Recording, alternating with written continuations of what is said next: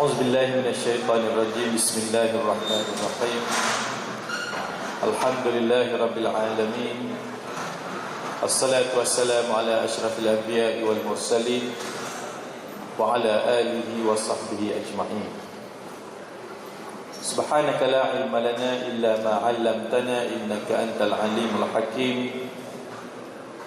قال الله تعالى بعد أعوذ بالله من الشيطان الرجيم: وَنَنَزِّلُ مِنَ الْقُرْآنِ مَا هُوَ شِفَاءٌ وَرَحْمَةٌ لِلْمُؤْمِنِينَ وَإِذَا مَرِضْتُ فَهُوَ يَشْفِينِ قُلْ هُوَ لِلَّذِينَ آمَنُوا هُدًى وَشِفَاءٌ. Sadaqallahul Azim. Saudara pengurusi majlis yang berbahagia, Tuan Haji Zahir bin Adam, Seusaha MPK, yang dihormati Tuan Haji Hilmi bin Datuk Syahari, penolong pegawai daerah Kulai, VIP, dan teristimewa saya tujukan kepada peminat-peminat saya di TV9 pagi-pagi berancangan dengan lafaz Salamullahi alaikum warahmatullahi wabarakatuh. Sekali lagi, Assalamualaikum warahmatullahi wabarakatuh. Alhamdulillah, syukur kita kepada Allah Subhanahu wa ta'ala kerana pada pagi ini kita dapat sama-sama memberi santapan rohani. Saya ucapkan tahniah kepada MPK kerana menjalankan dan menjayakan program kerohanian ini. Sebab saya tengok atas tentatif depan saya tadi, malam ni ada qiyamul lail, betul kan? Ada sembahyang malam dan sebagainya. Inilah yang perlu diterapkan dalam semua jabatan-jabatan yang ada di Malaysia ini. Nak ikutkan kerja makin hari makin banyak, betul tak? Tambah-tambah fikir, file makin bertimbul atas meja. Bos duk tekan bila nak siap. Kita file makin hari makin tinggi. Dan saya nak tanya tuan-tuan dan puan-puan, rasa tenang ke serabut? Banyak file atas meja, mu tenang ke serabut? Serabut. Itulah dunia tuan-tuan dan puan-puan. Makin dikejar makin banyak. Tak pernah puas. Orang yang kaya nak makin kaya, yang kaya lagi nak makin kaya. Sampai bila dunia ni kita nak kejar? Apa salahnya jika kita ambil satu hari dalam setahun buat program kerohanian ini untuk mendapat ketenangan.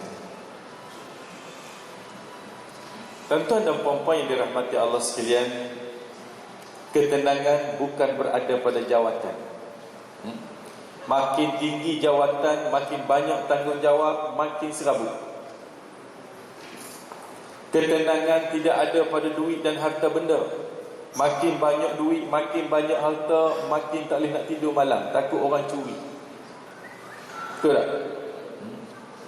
Ketenangan tidak ada pada kereta besar.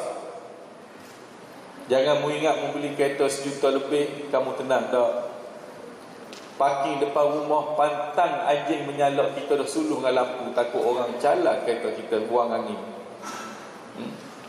Baik orang yang beli kereta kancil second hand 660, harganya 8,800, nak bunyi anjing kau nak bunyi pintu, ambil lah, aku beli, bukan mahal. Betul tak? Jadi nak menceritakan kepada kita bahawa ketenangan ini tidak ada.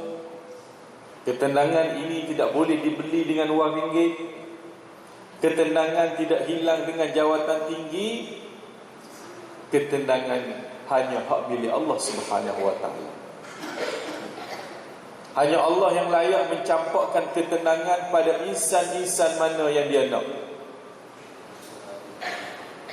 Kita tengok orang minta sedekah, kita CEO syarikat, kalau kita pergi tempat dia, kalau kita nilai, kita nampak siapa lebih tenang. orang minta sedekah ni lebih tenang daripada CEO. Tapi atas dunia ni hebat lah dia, dengan kayanya, dengan hartanya, tapi ketenangan boleh ke orang ni walaupun harta banyak. Saya pernah ke Seoul, Korea Selatan, nak cerita. Dia cerita kat Singapura semalam. Semasa saya di hotel, di Seoul ni, jambatan atas laut dia 7-8 tingkat. Semalam saya daripada Singapura keluar Kok Tuas, tengok jambatan ke atas laut, kita rasa hebat dah. Korea 8 tingkat atas laut jambatan. Masa saya duduk di hotel minum teh di lobi atas, tingkat atas, saya tengok manusia terjun dalam laut. Lepas tu saya rasa nak terjun tolong, dan saya tengok lama kemudian timbul mayat. Saya kata pergi kat lobi, tuan tak biar ada orang bunuh diri belakang hotel. Biasalah tu ustaz sini. Oh, kata siapa tu tuan? 90% yang terjun laut tu adalah bilioner, jutawan. Saya kata pasal apa terjun laut? Itulah ustaz, orang Korea macam ni lah. Dia tak ada Tuhan, dia frust bercinta, dia gagal periksa, dia tak boleh nak buat kerja hak bos suruh, jalan mudah terjun laut, mati. Selesai, tutup fight, tak ada masalah. Bagi dia mati tu macam lembu dan ayam, tidak ada alam barzakh bagi dia. Jadi memberi jawapan kepada saya, orang yang terjun tu bukan orang miskin, orang yang terjun tu orang kaya. Mengapa boleh terjun? Sebab tak ada ketenangan di dalam jiwa dia. Jadi saya mari ceramah pada petang ni, pada pagi ni, saya nak bagi tahu lagu mana untuk kita mendapat ketenangan. Ingat, satu hari Ibnu Mas'ud datang bertemu Rasulullah sallallahu alaihi wasallam.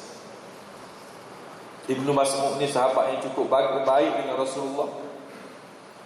Satu hari dia datang jumpa Rasulullah dalam keadaan pakaiannya pun compan-camping. Dia datang jumpa Rasulullah dalam keadaan rambutnya kusuk masai. Dan dia bagi tahu Rasulullah, ya Rasulullah, aku mari ni aku serabut. Jiwa aku tak tenang yang Rasul, ya Rasulullah. Alimni ya Rasulullah, muajar aku lagu mana nak tenang. Maka Rasulullah bagi tips-tips ini yang perlu tuan-tuan catat. Kalau nak jadi staf yang tenang, apabila staf ni jadi tenang, suasana kerja pun kondusif. Apabila suasana kerja yang kondusif, melahirkan hasil yang cukup memuaskan. Dan Rasulullah kata yang pertama sekali, Ibnu Mas'ud, kalau kamu nak ketenangan, kamu kena sembahyang 5 waktu. Memang wajib lah sembahyang sunat. Malam ni bangun nak buat tahajud, betul tu, MPK buat tu. Rupa-rupanya sembahyang ini adalah antibiotik rohani. Nak ketenangan, sembahyang.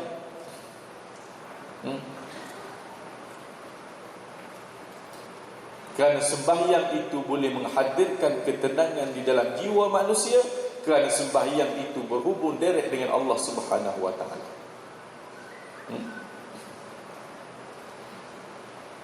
Jangan cerita sembahyang tahajud, sembahyang sunat. Pastikan 5 waktu tu dulu cukup. Dengar azan, terus pergi sembahyang. Beruntunglah orang apabila dengar azan, dia sembahyang terus. Lepas ni dia kerja pun tenang lah, kalau sembahyang awal, betul tak? Tapi kalau tangguh, asar pukul 4.20, tak apa, kerja banyak ni, tangguh. Tengok 4.10 dah, bos panggil masuk bilik lagi, kalut nak sembahyang. Kata tak tenang. As-salatu fi awqatiha, sembahyang pada waktunya. Dan kita kena ingat bahawa sembahyang ini adalah satu-satunya ubat rohani yang paling hebat. Nak ketenangan, yang pertama sekali mu kena berhubung dengan Allah. Mu kena telefon Allah. Faham telefon Allah? Lagu mana nak berhubung dengan Allah? Berapa nombor telefon dia? Berapa? 2. Bermula daripada subuh 2 4 3 4. Telefon. Dan mengadulah pada Allah dalam sembahyang tu. Saya cukup kagum tuan-tuan dengan seorang insan yang telah pergi meninggalkan kita 2-3 bulan lepas. Mantan Menteri Besar Kelantan. Bukan saya nak cerita pasal politik, saya nak cerita pasal kepribadian. Orang tanya dia, belum dia mati 3 bulan, Tuan Guru, dah dia berkhutbah, kita nampak dah mirip-mirip dia nak pergi dah. Orang tanya dia, apa benda sepanjang mu jadi menteri besar 25 tahun ni? Apa kesilapan besar, projek mana yang kamu lulus, yang kamu rasa menyesal sampai hari ni? Dia jawab apa tuan-tuan? Saya dah berumur 85 tahun. Satu benda saya rasa menyesal dan saya tidak boleh bayar dengan wang ringgit, iaitulah saya miss tahajud 3 kali dalam kehidupannya. Tak semayang tahajud rasa bersalah. Bukan setiap malam, 3 malam tak boleh semayang tahajud. Tu pun sebab duduk dalam ICU warrior penuh.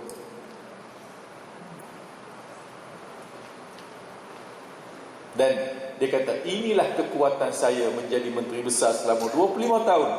Saya bukan menteri besar parti pemerintah, saya menteri besar parti pembangkang. Tapi hari-hari saya dihentam, hari-hari saya difitnah, tapi saya boleh hadapinya dengan tenang, dengan tahajud. Faham? Nak cerita sembahyang tahajud tu penting. Tu yang pertama. Tulis dah sembahyang, ubat tenang. Yang kedua, apa lagi ya Rasulullah, kata Ibnu Mas'ud, aku nak tenang ni cepat, bagi antibiotik pada aku, semakin hari aku semakin serabut ni ya Rasulullah. Maka Rasulullah kata, Ibnu Mas'ud, kalau kamu nak tenang lagi, qiraatul Quran, membacalah Quran. Allah Ustaz, saya tak boleh baca Quran, surah-surah besar, surah-surah panjang. Tak apa, Fatihah pun Quran, Qul huwallah pun Quran. Bacalah. Makin ada masalah, makin baca ayat Quran, maka kita akan tenang. Tambah-tambah nak bulan puasa tak lama dah. Berapa hari lagi bulan puasa? Ramadan. Berapa hari? 2 lagi. Tak lama dah 2 hari gelap cerah ni. Rebuklah duduk di pejabat saja-saja. Waktu zuhur semayang tu, bukalah satu surah pendek baca. Kerana satu huruf digandakan dengan 10 kali ganda dalam bulan Ramadan. Alif Lam Mim, 30 markah pahala. Alif 10, Lam 10, Mim 10. Dan kata ulama, dalam bulan Ramadan pula dikali pula dengan 70 kali ganda, dah 210. Hebat. Nak pahala ni tak payah. Sebab itulah bulan puasa di ambang Ramadan ini adalah bulan pesta pahala untuk orang-orang yang beriman. Bulan pesta. Sebab itulah bulan Ramadan ini cuti malaikat dibekukan oleh Allah Subhanahu Wa Taala. Tak ada cuti malaikat. Cuti apa? Duk catat pahala orang nak buat. Tuhan arahkan, Tuhan keluarkan pekeliling malaikat. Bulan puasa kerjamu catat pahala, sebab ni bulan pesta pahala. Maka Tuhan kata, tanazzalul malaikatu warruhu fiha biizni rabbihim min kulli amr. Malaikat pada bulan puasa tanazzalu, turun naik, bertukar shift, nak cari orang buat pahala. Dan alangkah sedihnya malaikat kalau tengok manusia dalam bulan puasa pun duduk tidur, nak tunggu buka puasa. Lepas sahur tidur pukul 7, bangun sembahyang sahur tidur, lepas asar bangun pukul 7 pergi bazar Ramadan, buka puasa. Sedih malaikat, mu tak rebut peluang ni. Aku saja tu tunggumu nak catat pahala. Jadi baca Quran itu adalah penting. Yang ketiga apa lagi? Kata Ibn Mas'ud pada Rasulullah, "Ya Rasulullah, apa lagi mutiara yang boleh menenangkan jiwaku?" Lalu Rasulullah kata, "Hadirlah kamu ke dalam majalisul ilm." Mari dalam majlis ilmu. Ni majlis ilmu ni, taman syurga ni. Dan Alhamdulillah kita tengok MPK ni 90% stafnya adalah Islam Melayu. Betul tak?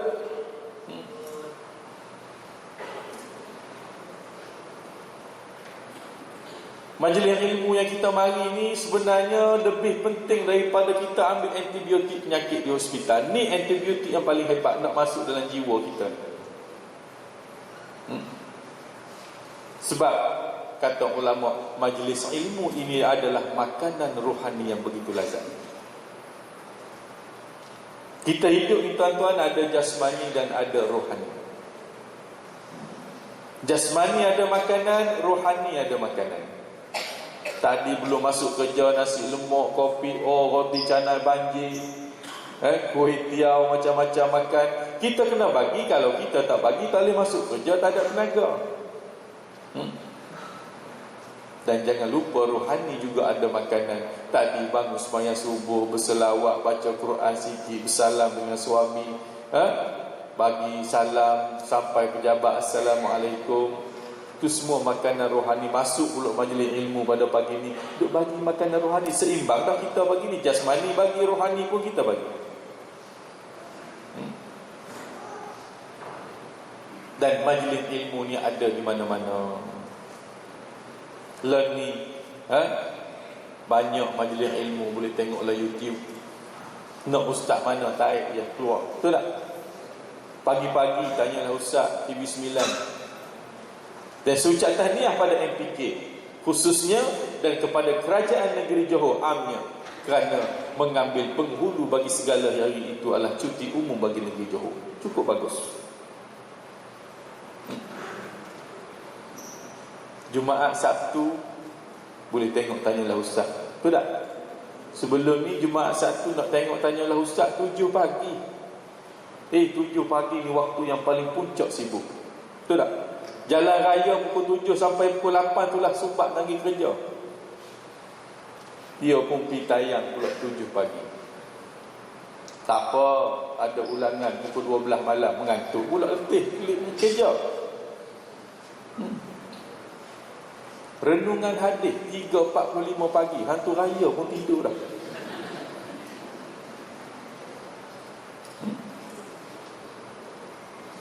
Tengok hari ni tuan-tuan, halaqah pukul berapa? Halaqah TV9 dekat di hatiku pukul berapa? 7 petang. Hak daripada 10 malam tak apa lagi, tak. 7 petang sibuk.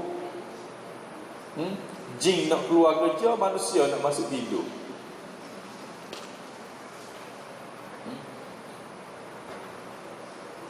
Sebab tu baru ni bos TV3 panggil saya. Panggil saya, ustaz, tahniah saya ucap, ustaz dilantik sekali lagi juri bagi program da'i untuk musim ketiga. Tengok da'i. Saya dipilih lagi juri. Saya kata, bos saya nak, tapi dengan syarat. Saya demand. Saya tak nak dengar bos kata da'i penonton tak sampai 1 juta. Sebab apa penonton tak sampai 1 juta? Sebab bos letak da'i 6 petang hari Jumaat. Orang Kuala Lumpur baru balik kerja, atas kereta sakut jet, kita duduk perancangan nak tengok penonton ramai macam mana. Musim kedua saya kata, bos, kalau nak saya dalam program da'i, saya nak ambil prime time selepas buletin utama. Hari saya nak hari cuti umum, hari Ahad. Ui, berat pusat kita drama duk taja berjuta-juta. Da'i tak ada orang taja. Ku putih tak nak taja da'i. Minta maaf lah, kita pernah jumpa Datin pada duduk taja, Datin Seri pada duduk taja, entah apa-apa rancangan kuku putih duduk melawak atau pentah tu. Betul tak? Baik mu taja proyek agama, dunia mu boleh, akhirat mu boleh. Tak berminat. Tanya di Herbs. Di Herbs. Nak taja dah dai. Tak nak. Tak ada untung. Tanya Rosal White, syarikat Cina boleh taja tak? Syarikat Cina Rosal White tu.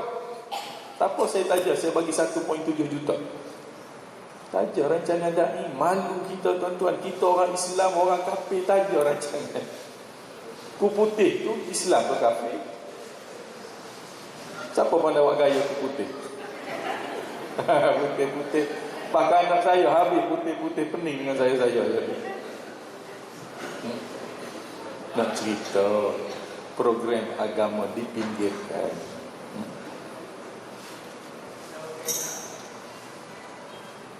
Dan berbalik pada tajuk asal kita, kau pakai putih, pakai rancangan ni, ceritanya majlis ilmu tadi, balik asal pula. Dalam TV lah ni banyak program-program agama. Tengok tu semua ketenangan. Nak tengok lebih lagi agama, tengok TV Hijrah, tengok Oasis. Itu semua ilmu. Itu semua adalah ketenangan bagi mereka yang cari. Berapa dah saya beritahu? 3. Yang keempat, Rasulullah kata, kalau kamu nak tenang, kamu kena belajar menerima qada dan qadar Allah. Kalau kita tak terima qada qadar, kita akan tak tenang sampai bila-bila. Tapi kalau kita terima qada qadar Allah, tenang kita. Dan jangan sesekali kita bercakap perkataan kalau. Kerana kalau itu menyerabutkan kita. Faham? Contohnya, kita start kereta pergi pasar tani, tiba-tiba orang belah belakang kereta kita. Allah, kalau aku keluar sedewak sikit, kalau aku tak mari hari ni pun tak kena. Maka iblis pun mari beraja tahta di hati kita. Itu qada-qadar kena terima.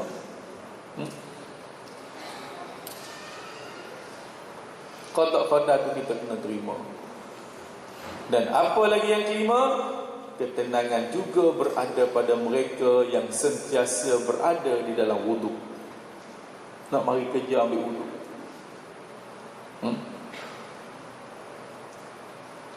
Jangan pula di pejabat tu ulang masuk tandas ambil wudu. Nak mari kerja ambil wudu. Kalau ada masa ambil wudu kat pejabat, bukan nak semayang pun.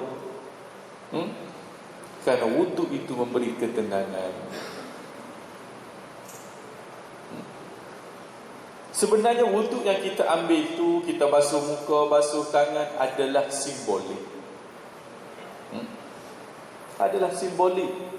Jangan kita tengok guna air basuh tangan, basuh muka, kita tengok di sebalik kita basuh tu. Kita basuh muka, panca indera yang 5 ada di muka, nak sucikan dosa-dosa kita. Yang kita tengok apa, yang kita dengar apa, yang kita cakap apa tu. Basuh tangan, takut ada dosa-dosa yang tangan kita buat. Itu di sebalik wudu. Sentiasa basuh dosa kita, maka kita akan tenang. Ketenangan itu. Dan kata ulama, bacalah ayat ini. Kalau kamu dalam keadaan berserabut, kamu akan tenang. Nak ada ayat tu? Tu ada tunggu daripada tadi dengan pen. Tak tangan kanan kat dada kiri. Bismillahirrahmanirrahim. Kuat-kuat sikit. Bismillahirrahmanirrahim.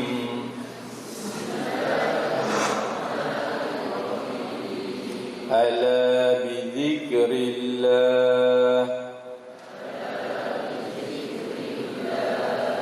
tatma'innul qulub. Ala bidzikrillah tatma'innul tatma'innul qulub. Tidakkah dengan mengingati Allah itu jiwa kamu akan menjadi tenang? Ala bidzikrillah tatma'innul qulub. Jangan mata tarik nafas tuan-tuan. Ya Allah, ya Tuhanku, campakkanlah ketenangan dalam jiwa ragaku di dalam menjalani kehidupan di dunia ini, ya Allah. Tepat tuan, surah At-Taubah tak silap saya ayat berapa, balik cari. Maka ketenangan itu kita kena cari dengan beberapa benda yang saya bagi tahu tadi. Tak payah duk buat loan bank nak duit banyak kononnya tenang, makin sekabut.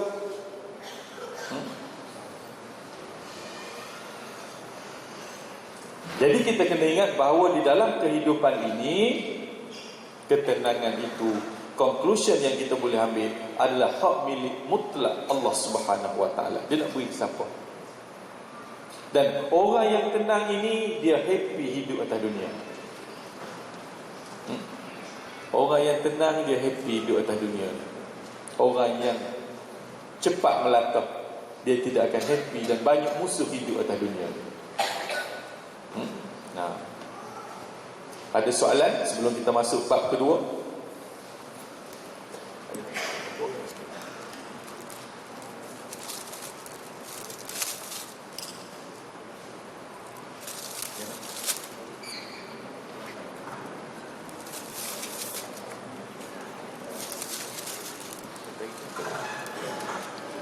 Kita buka pada soalan. Kalau ada soalan, kita ada mikrofon di bahagian tengah.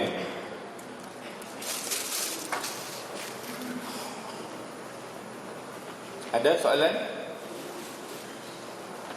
Ya, jujur.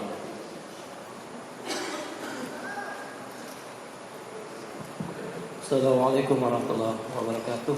Assalamualaikum. Jadi Ustaz beritahu tadi, maksudnya orang yang sentiasa berzikir, hati dia akan tenang. Jadi mungkin dalam mempengaruhi kita berzikir kepada Allah, mungkin benda-benda luar, umpamanya kaum keluarga, sifat diri kita dan juga sifat yang dalam diri kita, dia akan mempengaruhi kita punya amalan zikir. Jadi untuk perkara ini saya minta Ustaz terangkan mungkin apa cara untuk kita memperkuatkan hati kita supaya dapat berzikir kepada Allah SWT. Betul. Ketenangan tidak akan hadir jika dosa banyak dalam tubuh seseorang. Itu clue dia. Dan dosa itu perlu dibasuh dan perlu dicuci. Barulah kita boleh cari ketenangan. Nak basuh dosa lagu mana? Sentiasa baca satu ayat yang tu kita ajar. Nabi Adam dah ajar lagu mana Nabi Adam berdoa pada Allah. Nabi Adam buat salah, dia makan buah khuldi dalam syurga, dinyahkan oleh Allah Subhanahu Wa Taala ke bumi ini. 40,000 tahun Nabi Adam sesat di padang pasir. Maka Nabi Adam berdoa pada Allah Subhanahu Wa Taala. Akhirnya Nabi Adam diterima oleh Allah Subhanahu Wa Taala. Apa dia ayat tu? Kita baca beramai-ramai. Letak tangan kat dada. Ni ayat taubat. Bismillahirrahmanirrahim. Rabbana zalamna anfusana wa illam taghfir lana wa tarhamna lanakunanna minal khasirin.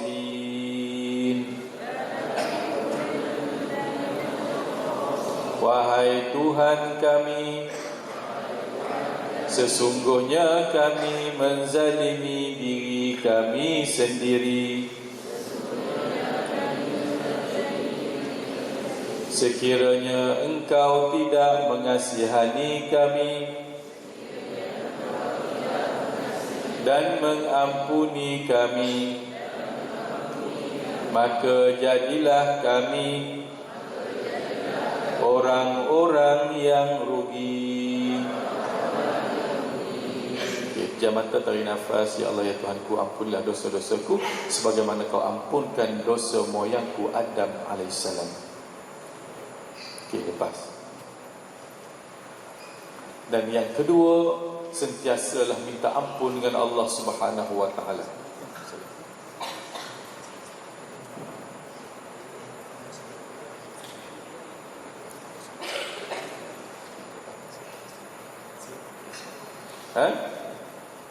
Dan satu zikir yang paling hebat dalam kita minta ampun ni apa dia?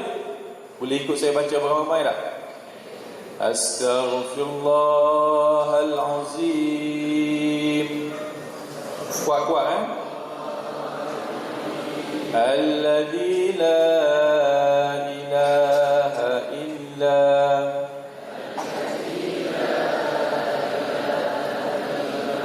huwal hayyul qayyum wa atubu ilaihi.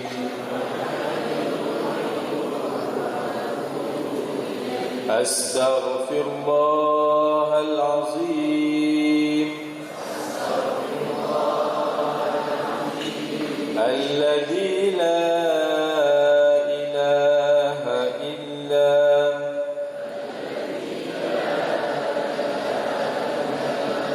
huwal hayyul qayyum wa atubu ilaihi.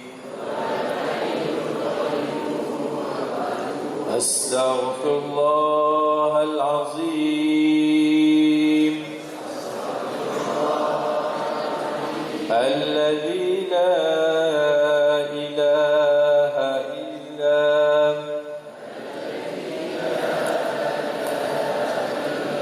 huwal hayyul qayyum wa atubu ilaihi.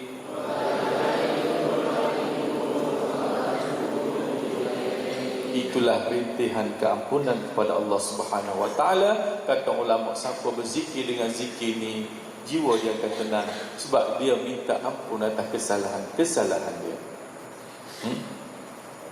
Jiwa cuci, bersih, barulah Allah Subhanahu wa taala suka kita hidup di muka dunia ni. Tuhan tak heran tuan-tuan, dosa yang menggunung kita buat apa sekali dosa pun Tuhan tak heran, sebab dia tahu kita ni manusia yang sentiasa lupa. Yang Allah heran, mengapa kamu tak nak bertaubat dengan dosa yang kamu lakukan itu? Faham? Jadi tuan-tuan dan puan-puan yang dirahmati Allah sekalian,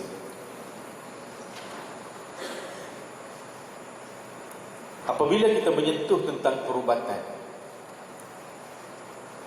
maka dia terbahagi kepada dua juga, jasmani dan rohani. Tadi makanan, ingat tak? Makanan ada jasmani, ada rohani. Penyakit pun ada jasmani, ada rohani. Apa dia penyakit jasmani? Darah tinggi, kencing manis, jantung, batu karang, gout, stroke, buah pinggang, bara, resdung, fibroid, thyroid, migraine, gastrik, katarak, sakit lutut, sakit mata. Itu semua penyakit jasmani yang mana sikit pun saya tak heran hospital kulai ada. Kalau mu darah tinggi, kencing manis 28, tak payahlah pergi hospital. Dia bagi insulin, cucuk kok pusat 3 kali turun 5 kencing manis. Kalau jantung mu sumbat 3 injak, tak payah ambil orang kaki hospital, dia buat IJN 2 minggu boleh masuk kedai kopi. Kalau accident dalam raya, patah, luka, tak payah, dia pun besi jahit, sebulan boleh pergi kedai kopi pula. Yang kita takut adalah penyakit rohani yang saya nak sentuh pada hari ini. Apa dia penyakit rohani tu tuan-tuan? Penyakit rohani tu hasad, dengki, marah, Anak-anak kita rumah musim cuti baru ni, Masya Allah. Anak-anak kita rumah tak nak tutup aurat. Anak-anak kita rumah semayang subuh pukul 10. Ada ubat tak hospital? Ada ubat tak? Doktor, anak saya tak nak pakai tudung. Ada tak ubat yang paling power, saya bagi 2 biji pakai purdah? Ada? Doktor, anak saya semayang subuh pukul 9 pagi. Ada tak ubat telan 2 biji bangun pukul 3 tahajud? Ada? Tak ada, sebab dia penyakit rohani. Jadi Al-Quran ini diturunkan untuk mengubati penyakit jasmani dan rohani. Ingat, kalau kat klinik saya tuan-tuan pergi, satu hari beribu orang. Ni tak sampai 1000 ni. Ni baru 10,000. Bayangkan tuan-tuan, hospital reject pun pergi jumpa kita, anak tak nak semayang pun pergi jumpa kita. Tidak pening kita. Jadi pada hari ini saya nak bagi satu ayat untuk anda balik terapi anak-anak anda. Nak bagi satu ayat untuk anda buat first aid di rumah ayat ni. Sekiranya perlu anak kita perangai tak elok ke, anak kita ada boyfriend suka duk keluar malam ke, anak kita mula nak belajar isap rokok ke, suami kita buat hal nak kahwin seorang lagi ke, maka ingat ayat ni saya bagi pada hari ni. Saya ijazah pada hari ni ayat ni untuk menjadi first aid anda ketika mana ia diperlukan.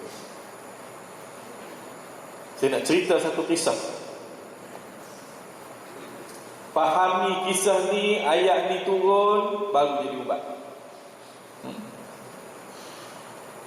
Di zaman Rasulullah sallallahu alaihi wasallam, ada seorang manusia yang bernama Ja'syum. Nama apa?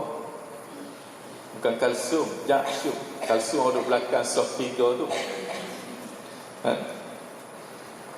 Jangan letak nama anak kita Ja'syum, tuan-tuan. Ada dalam sejarah. Baru ni saya berancangan dalam TV9, saya kata jangan letak nama anak-anak kita nama-nama yang jin suka, favorite jin. Ingat tak? Nama apa saya kata?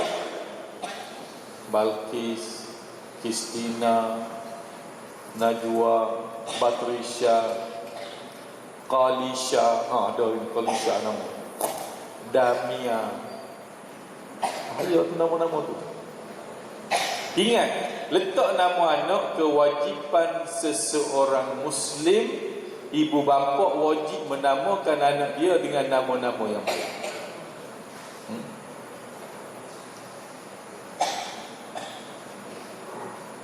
Dan saya perancangan pada hari itu, tuan-tuan, saya tak tahu rupa-rupa yang tengok banyak orang-orang besar terkena nama anak dia.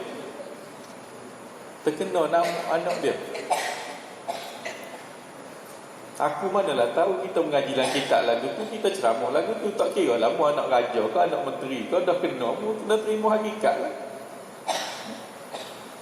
Tapi saya kena rekam 9 bulan dalam TV, tak boleh nak masuk. Nama tu sebaik Ustaz Azhar Idrus, Ustaz Kazim, Ustaz Bollywood, Ustaz Haryanto duk backing saya. Ada yang boleh buat tayangan tak? Kalau boleh buat tayangan, boleh tengok bagaimana komen-komen ulama. Boleh? Okey. Tolong staf belakang seorang cari nama Ustaz Lutfi belakang. Dia bahagian tayangan. Suruh dia masuk. Buat. Seorang dicari, tak ada dalam dewan ni. Jadi, kita cerita dulu. Ustaz, anak saya cantik, nama Rayyan. Rayyan, bukan Lion. Lion singa. Rayyan. Nama ramai dah hari ni, Rayyan. Tahu tak Rayyan tu apa dia? Bukan Rayyan. Rayyan tu orang gila, lawak gila tu. Bukan Maryam. Maryam jiran kamu.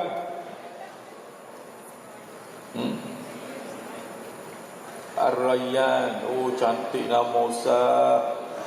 Ar-Rayyan ni nama pintu syurga yang orang berpuasa Ramadan akan masuk. Ingat, jin Islam juga nak masuk ke pintu tu. Dia nak juga nama raya tu. Ingat.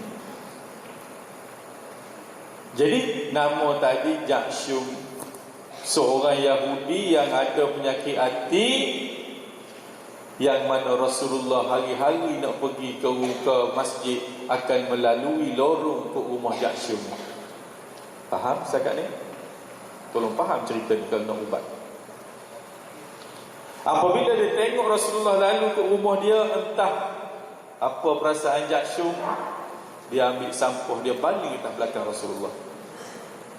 Setiap hari Rasulullah menerima sampah atas belakang. Setiap hari Rasulullah menerima kotoran atas belakang dia orang baling, sebab dia ada penyakit hati. Dia ada penyakit hati. Dan tak padan dengan itu, tuan-tuan dan puan-puan,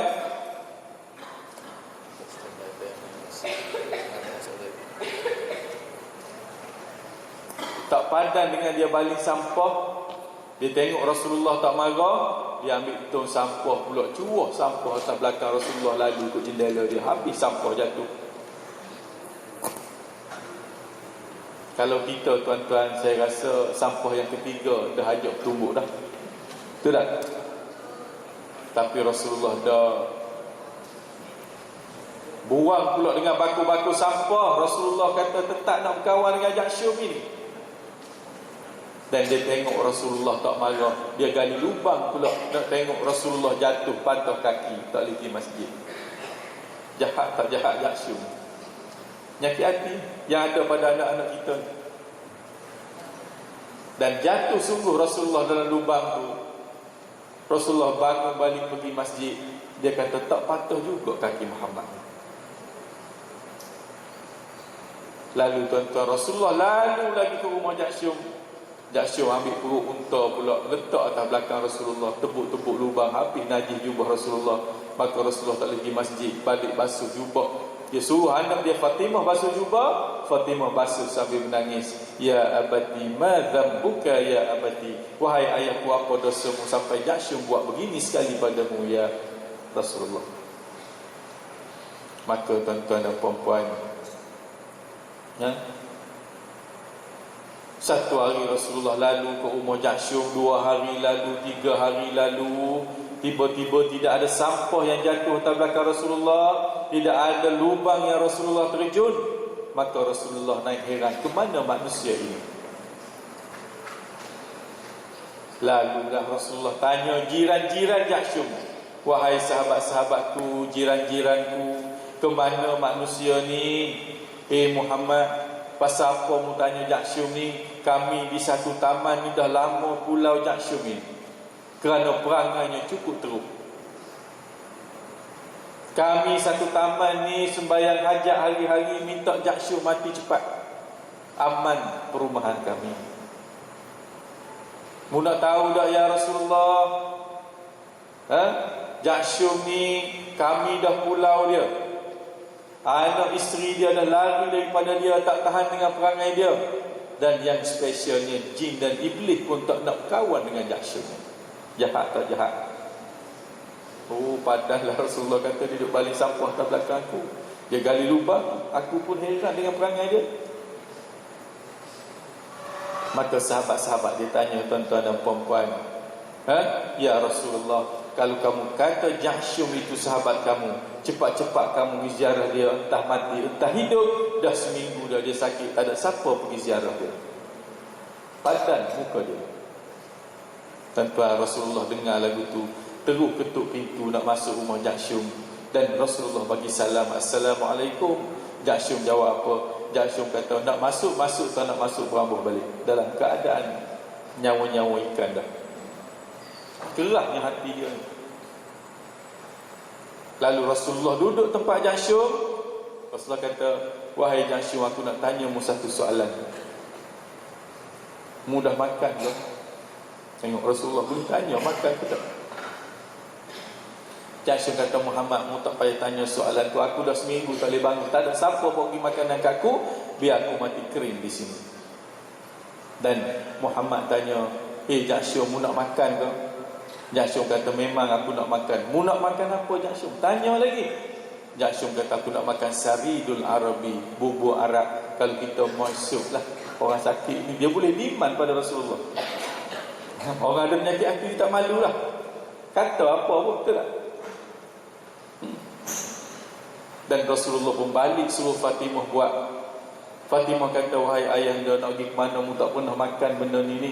Dia kata, aku nak pergi pada Jaksyum yang membasuh jubah, letak perut unta atas belakang aku tadi. Fatimah kata, mulia sungguh hatimu ya Rasulullah. Lalu sudah siap buat Saridul Arabi itu, dibawa kepada Jaksyum satu pinggan. Nabi kata, jangan Fatimah, manusia ni dah tak makan seminggu. Kamu bubuh dalam bekas tambah 7 orang makan, dia makan puas habis. Bubuh dalam bekas tambah 7 orang makan, tuan-tuan dan puan-puan. Bawa pergi pada Jaksyum, letak saja depan Jaksyum, terus makan dengan gelojoh sekali. Maklumlah seminggu tak makan. Dan dia makan, tuan-tuan, tak pelawar pun pada Rasulullah sallallahu alaihi wasallam. Lepas ni, kalau ada geng-geng kita masa rehat masuk kedai kopi, tengok kita minum paling kut lain, adik-beradik Jaksyum lah orang ni. Makan 7 orang makan habis. Dan sendawa depan Rasulullah. Marah maki hamu pula Muhammad. Muhammad pasal apa membawa sikit? Ni orang ada penyakit hati, dia tak malu lah. Marah Rasulullah pasal apa membawa sikit? Kawan ni bawa bekas tambah 7 orang makan. Dan Nabi setelah mendengar azan, tuan-tuan dan puan-puan, Nabi bagi air pada Jaksyum, meminumlah dan memakan ni. Dan Rasulullah baca pada air tersebut satu ayat. Ayat ni fokus dalam cerita ni. Dan apabila Rasulullah bangun, setelah Jaksyum minum air yang dibuat oleh Rasulullah, Jaksyum pegang kaki Rasulullah sallallahu alaihi wasallam.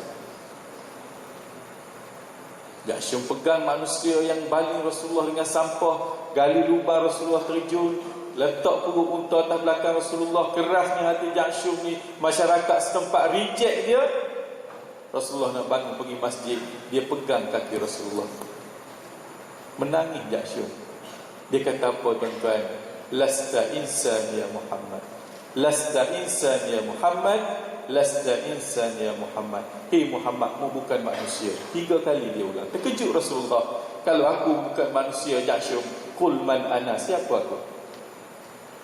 Lembu ke aku? Jin ke aku? La, walakinnaka Rasulullah. Akan tetapi kamulah Muhammad, Rasul Allah. Lalulah Muhammad kata, cukup cantik mudah mengucap kerasulan aku. Mu sebut sepatah la ilaha illallah Muhammadur Rasulullah. Masuk Islam hari ni mu Jaksyum. Lalu Jaksyum mengucap la ilaha illallah Muhammadur Rasulullah. Masuk Islam Jaksyum. Sembahyang 5 waktu belakang Rasulullah. Dengan keberkatan ayat tadi, dengan sikap yang Rasulullah tunjuk tadi, boleh mematahkan hati yang keras itu. Kezaliman, tuan-tuan, dia akan bukan patah dengan kezaliman. Kezaliman akan patah dengan kemaafan. Betul tak? Kekejaman akan patah dengan kemaafan. Jadi ayat tadi ingat, kalau kita rumah anak degil apa sekali yang melibatkan penyakit hati, baca ayat ni pada air, tiup, bagi minum. Bukan mak dia minum, bagi anak ataupun orang yang dia nak bui tu minum. Nak dah ayat tu? Faham tak cerita tadi? Alhamdulillah. Balik jadi tuk bomoh belakang lepas ni. Dan ayat tu ada dalam buku saya yang bertajuk Aku Sakit Dia Penyembuh. Saya tunjuk dalam TV 9 baru ni. Aku Sakit Dia Penyembuh. Saya highlight dalam TV. Buku ni macam goreng pisang panas, dah jualan yang ke 100,000 lebih dah. Kat kedai buku banyak, harganya 28. Kat sini hanya 25. Saya bawa 2-3 bandar dalam bonet kereta saya tu. Saya nak ijazah ayat ni. Dan siapa nak boleh angkat tangan, tak payah pergi kedai buku. Dan specialnya hari ni, tuan-tuan dan puan-puan, saya tahu ni bukan musim gaji, tak ada duit. Ambil nombor akaun saya cek kat kulit ni, saya bagi tempoh sampai 2025 payment dia, RM25. 10 tahun, tempoh 20 sen sebulan boleh lepas. Tak ada masalah. Saya bukan mari nak berniaga, mari nak bagi doa-doa. Ada buku tak payah catat, tak payah tulis dah. Siapa nak boleh angkat tangan. Dan siapa tak dan tu tolong cari kedai buku lah. Tengok muka surat.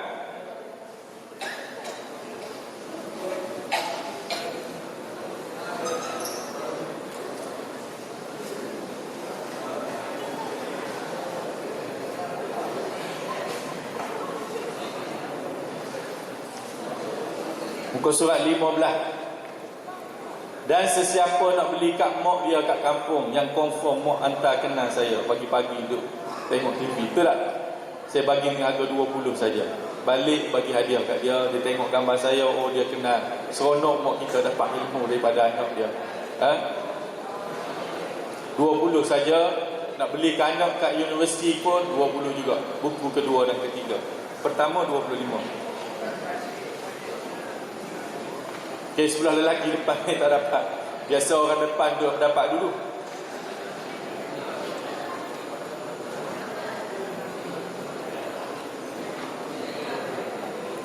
Dan VIP kat depan Ustaz Lutfi bagi saja, bagi free.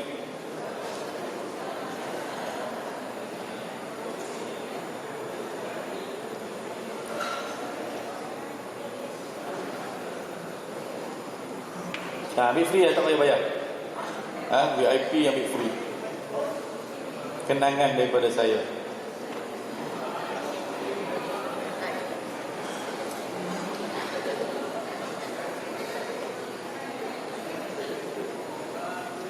InsyaAllah cukup. Kalau tak cukup minta maaf banyak. Jumpa dalam muka surat 15. Baca seduk-seduk. Ayat itulah yang Rasulullah jampi dalam air tadi. Ingat.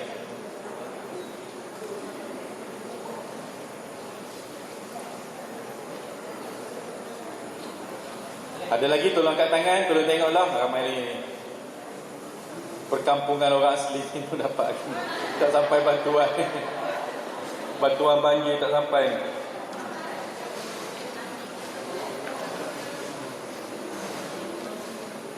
Tolong bagi.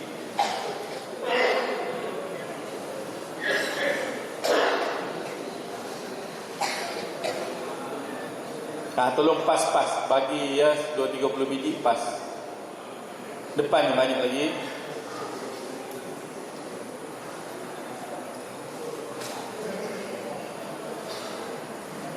Okey, kita nak baca lah.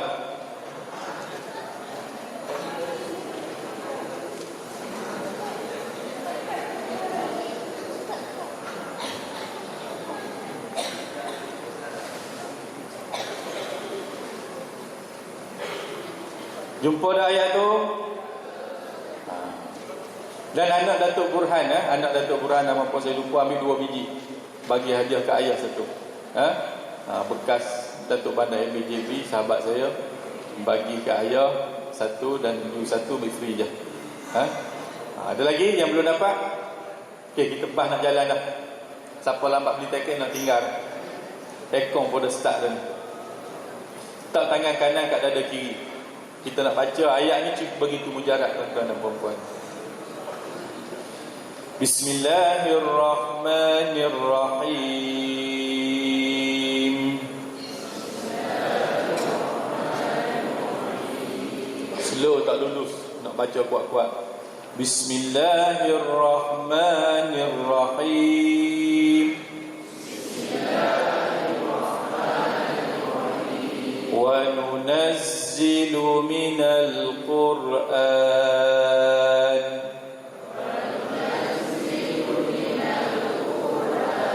ma huwa shifaa wa rahmatul lil mu'minin wa la yazidu الظالمين إلا خسارا.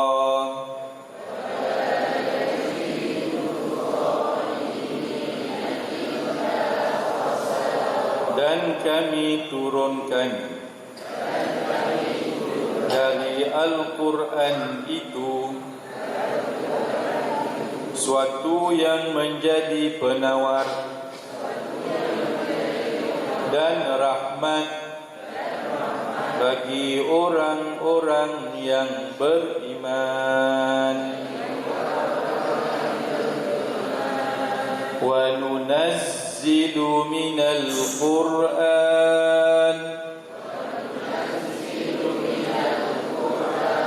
ما هو شفاء ورحمة للمؤمنين ولا يزيد الظالمين إلا خسارا.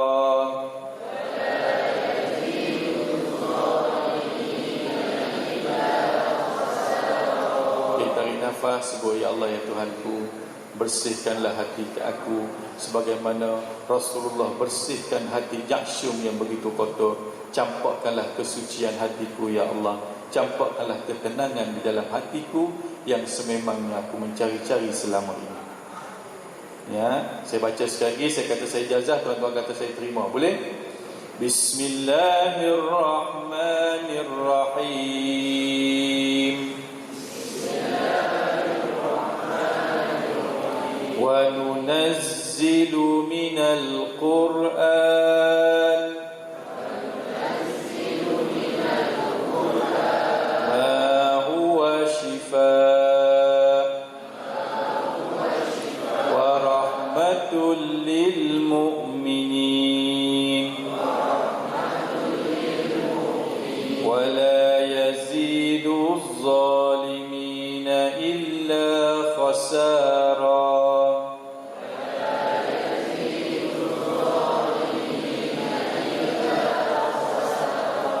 Saya dengan nama Allah tuan-tuan ijazahkan ayat ni Al-Isra' 82 pada tuan-tuan dan puan-puan kerana Allah Ta'ala. Saya terima, bagus, balik aman, insya-Allah. Dan kalau anak kita degil juga tak dengar cakap tuan-tuan dan puan-puan, saya ada bawa kismis penawar minda ni balik bagi ke anak kita yang dari jampi. Kalau anak degil bagi 5 biji sekali makan, kalau suami degil bagi 40 biji. InsyaAllah dia jadi baik, dah jampi dah dalam ini, dengan izin Allah. Dan kat luar sana juga ada makanan sunnah, pati buah delima yang Tuhan sebut 6 kali dalam Quran. Buah delima yang pastinya ada ubat yang hebat. Sebotol ni menyamai 10 biji buah delima. Ambil satu sudu, buah dalam air suap, minum. Khasiat dia ada di sini. Usah saya uraikanlah, tuan-tuan tahu aroma ni hebat. Okey, kita buka pada sesi soal jawab. Saya nak duduk lengan kaki dah. Boleh tanya, mic ada.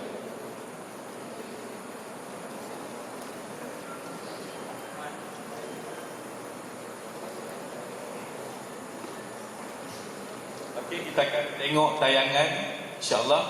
Tayangan saya cerita tadi tentang nama-nama yang dilarang untuk kita letak. Mungkin terkena pada anak-anak kita. Siapa terkena lepas ni tolong angkat tangan, jumpa saya personally. Saya akan cerita nak buat lagu mana. Bukan suruh bunuh anak tu dah. Ada cara penyelesaian dia.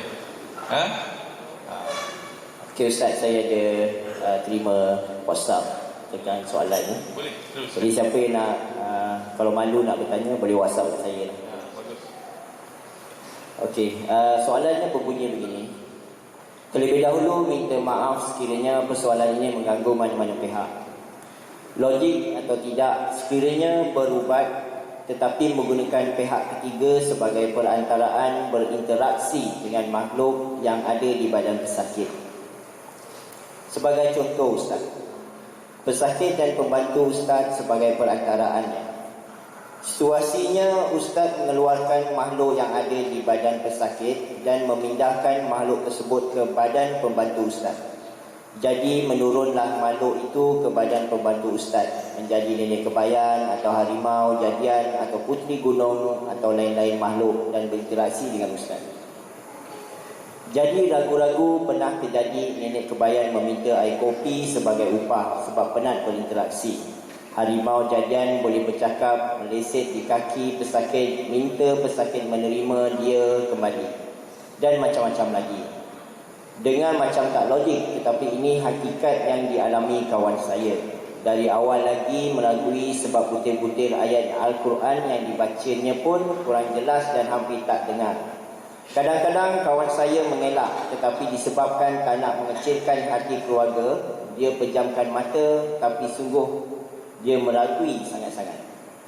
Apatah lagi kalau nak berurusan, perlu bagi tahu awal-awal untuk mengelakkan jiran pengamal perubatan tersebut tidak menyedari kehadiran pesakit. Dari awalnya tak meragui sebab cara pengamal tersebut sekeluarga dari segi pemakaian perwatakan sama macam ustaz. Minta pencerahan. Terima kasih, soalan yang cukup jelas. Poinnya di situ. Soalan panjang, poinnya satu, iaitulah menggunakan khadam dalam rawatan dalam istilah lain dikatakan menurun. Boleh ke tak boleh? Itu dia soalan dia. Ada? Ingat tuan-tuan dan perempuan, Johor ni adalah negeri yang kedua paling ramai Tok Bomo di Malaysia. Tahniah Johor. Paling ramai Tok Bomo. Sebab apa? Sebab ramai orang Jawa. Tamah cakap lah, mungkin you all semua pun ada daripada keturunan Indonesia dan sebagainya. Dan di Malaysia ni juga, sebab saya tahu, saya pegang GAPEMA dulu, Gabungan Persatuan Perubatan Islam Malaysia. Saya bersama Datuk Dr. Arote, Ismail Kamu, Jahid Sidi, semua sekali duduk satu meja. Di Malaysia ni ada 200,000 lebih Tok Bomo. 200,000 lebih yang daftar dengan SSM. Kalau nak buka kedai tu kan, dia kena daftar dengan Majlis Daerah Kulai. Yang kita boleh kesan, yang daftar dengan Majlis Daerah dengan SSM ni sebanyak 14,000 pusat-pusat rawatan seluruh negara. Perubatan Islam hanya 20 lebih. So, pandai-pandailah cari. Pertama sekali, kalau menggunakan khadam dalam rawatan, guna jin dalam rawatan, hukumnya haramun alal itlaq. Haram, tak ada hujah. Berdasarkan kepada ayat surah Al-Jin ayat 6, wa annahu kana rijalun minal ins ya'udzuuna bi rijalin minal jin fazaduhum rahaqa. Ada di kalangan orang ambil jin sebagai khadam untuk tolong dia berubat, maka jin itu beri kesesatan kepada dia, maka itulah hukumnya haram. Dan jin boleh masuk, boleh pinjam tubuh sesiapa saja untuk bercakap. Itu dia panggil menurun. Jadi orang tua minta air kopi, tak apa lagi boleh bagi. Kalau minta isteri, tidak gaul kepala orang sakit. Betul tak?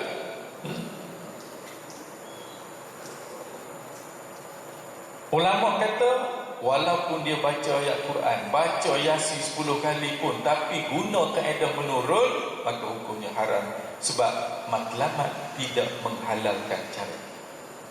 Faham? Usul fiqh kata tak, matlamat tidak menghalalkan cara.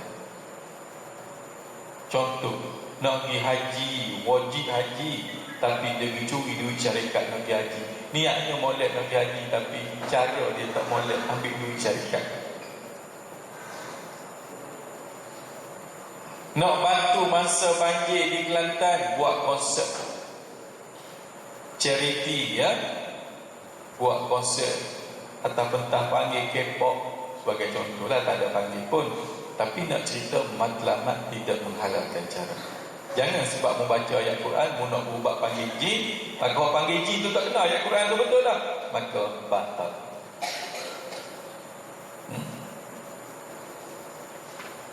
Dan saya ada syuting satu Tok Bomo yang menurun. Paling kalau ada masa kita boleh tengok. InsyaAllah. Kat Johor ni ramai Tok Bomo yang kita temu duga pun ramai. Nak jadi Tok Bomo ni kena temu duga oleh Jabatan Mufti. Ada CJ dulu baru boleh jadi Tok Bomo.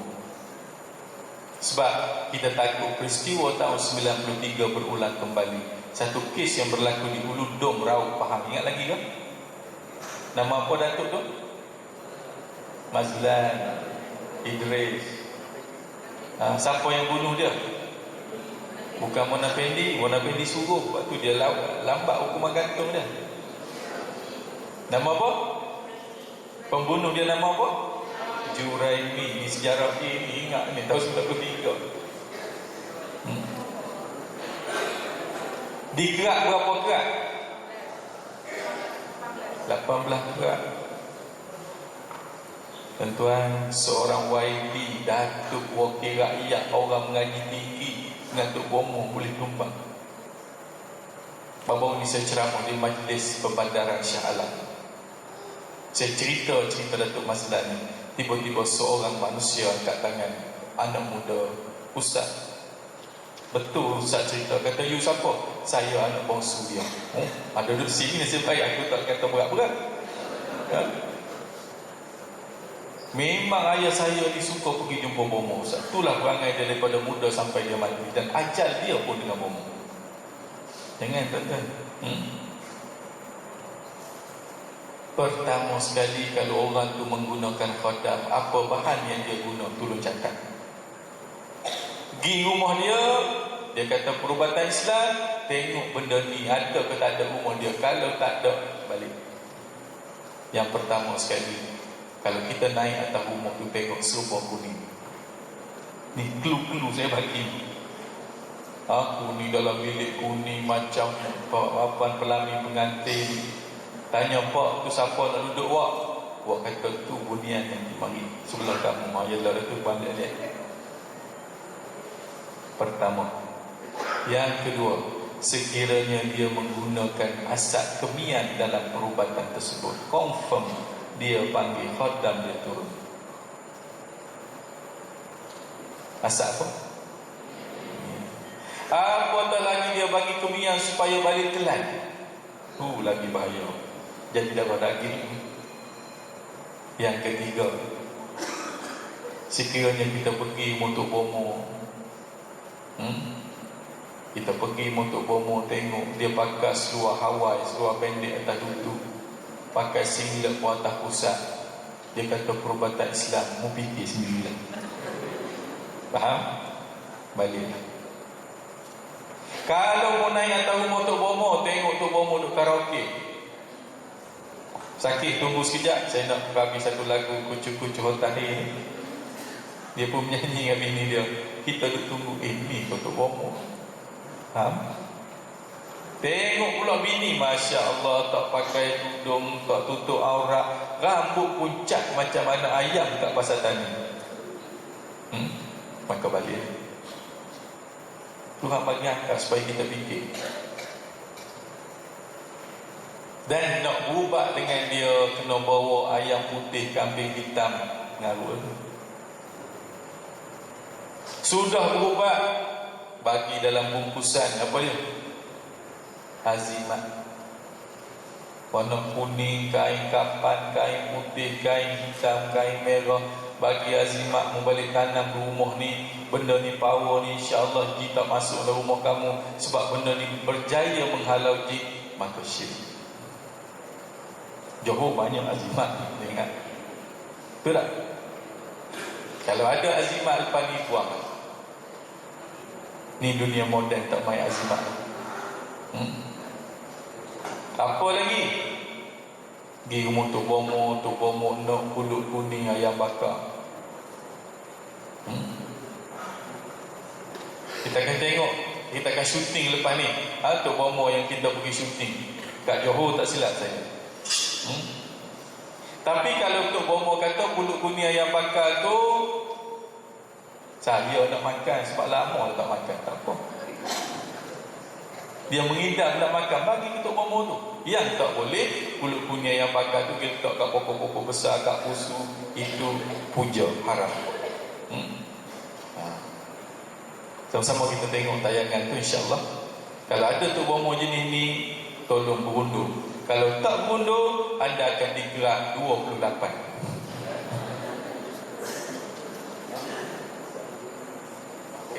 Kita tengok yang nama dulu, yang nama-nama tadi, insyaAllah. Sambil itu catat soalan ataupun WhatsApp kat kursi kita depan ni. Saya dari 3 soalan, Ustaz.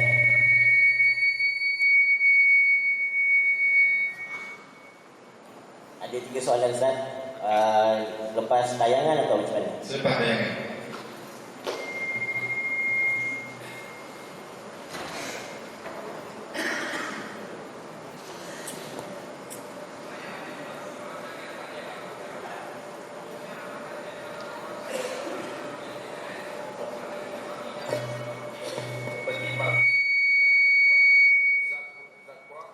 Zakwan, Elisa, Ambil semula, ambil ulang semula. Mazda.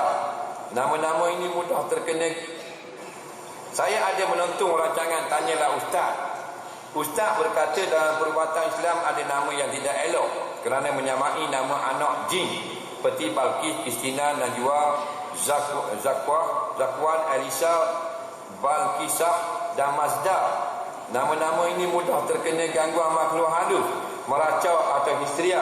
Apakah pendapat Ustaz mengenai nama tersebut? Kerana nama tersebut sering digunakan pada masa kini. Baik, baru-baru ini dalam rancangan Tanyalah Ustaz TV 9 ada seorang ustaz tu dia kata ni lebih kurang nama-nama yang tak elok kita pakai kerana nama ni disukai oleh golongan jin. Nama dia ustaz tu? Ustaz Syarhan. Tu Ustaz Syarhan. 5-6 hari lepas Ustaz Syarhan ada telefon saya. Dia kata saya baru jawab dalam TV baru ni, baru cerita tentang nama-nama yang jin suka. Ustaz tahu tak lagi cerita ni? Saya kata tak tahu, tapi saya jawab kemarin di Kuantan. Orang sudah tanya, di Telekom, Menara Telekom Bangsa. Orang tanya masalah nama-nama ni. Dia yang sebut nama ni. Kita pun jawab gini. Tidak ada dalam hadis atau ayat Quran mengatakan nama-nama ni tak boleh. Itu daripada nas yang kita cari. Dalam Quran tak ada, dalam hadis tak ada khabar nama ni tidak baik. Dan ni ustaz ni khabar. Kalau ustaz ni khabar, dia pengamal perubatan Islam. Dia yang selalu berurusan dengan orang yang sakit kena gangguan jin. Jadi bila ni adalah pandangan dia, kita hormati pandangan ini. Walaupun dia tidak wajib kita percaya, tapi dia orang yang berurusan dengan jin, mungkin kenyataan ini betul. Kerana dia berurusan dengan jin. Kita tak main dengan jin, kita main dengan orang. Nampak tak? Jadi kita tak main dalam bab jin. Jadi dia orang yang berurusan dengan jin, mungkin perkataan dia betul. Sebab daripada pandangan dalam telefon tu dia kata, yang banyak pergi berobat kena meracau apa semua, 60-70% nama-nama gini. Jadi dia tanda nama-nama ni. Hak banyak kena gini. Nampak? Jadi buat rumusan. Jadi kita jawabnya, sebelum kita cakap dengan Ustaz Syarhan, nama-nama ni tak wajib kita percaya adalah nama-nama yang tidak baik. Tetapi mungkin betul perkataan orang yang berubat dengan perubatan menggunakan kaedah jin ni, mereka lebih tahu daripada kita. Jadi kalau kita rasa mereka ni betul, jangan kita gunakan nama-nama ini untuk mengelakkan daripada terkena gangguan. Itu saja. Jadi tak ada masalah. Hak dia kata tu mungkin betul kerana dia berurusan dengan jin. Faham? Jadi kalau kita nak pakai juga, tak ada masalah. Biarlah nak pakai juga nama Najwa. Dengar dah ustaz tu kata, kita tak percaya, nak pakai juga, tak ada masalah. Kerana perkataan Ustaz Syarhan tu bukan ambil pada ayat Quran, daripada pengalaman. Jadi bila doktor berkata penyakit ni ada berkait daripada saraf ni naik kepada jantung. Faham? Kita nampak tak? Tak nampak? Macam cerita jin tadi. Bila kita percaya cakap doktor, boleh jadikan sandaran, salah tak kita? Tak salah dah. Pasal dia pakai perubatan bahagian saraf. Tapi yang wajib tak kita yakin dengan dia? Tak wajib. Kerana ilmu doktor tidak seperti ilmu Tuhan. Faham lagi? Susah masalah. Jadi nak pakai juga Allah. Tak usah kata nama Najwa. Ubah nama jin seluruh nama anak. Tak ada masalah. Betul tak?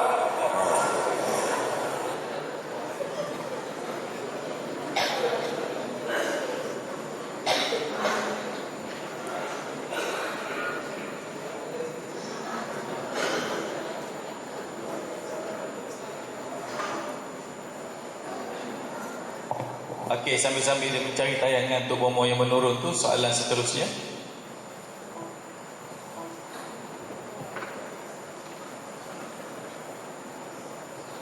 Okey Ustaz, saya ada 3 soalan. Nak tanya satu-satu atau macam mana? Terus 3.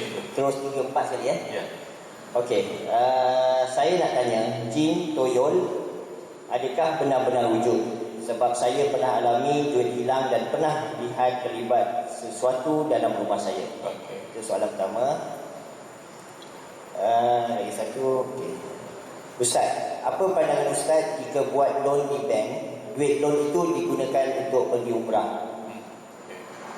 Seterusnya, baca ayat untuk perubatan tapi tak makbul, merungut lagi. Setelah disemak, rupanya baca tak betul. Apa nasihat Ustaz?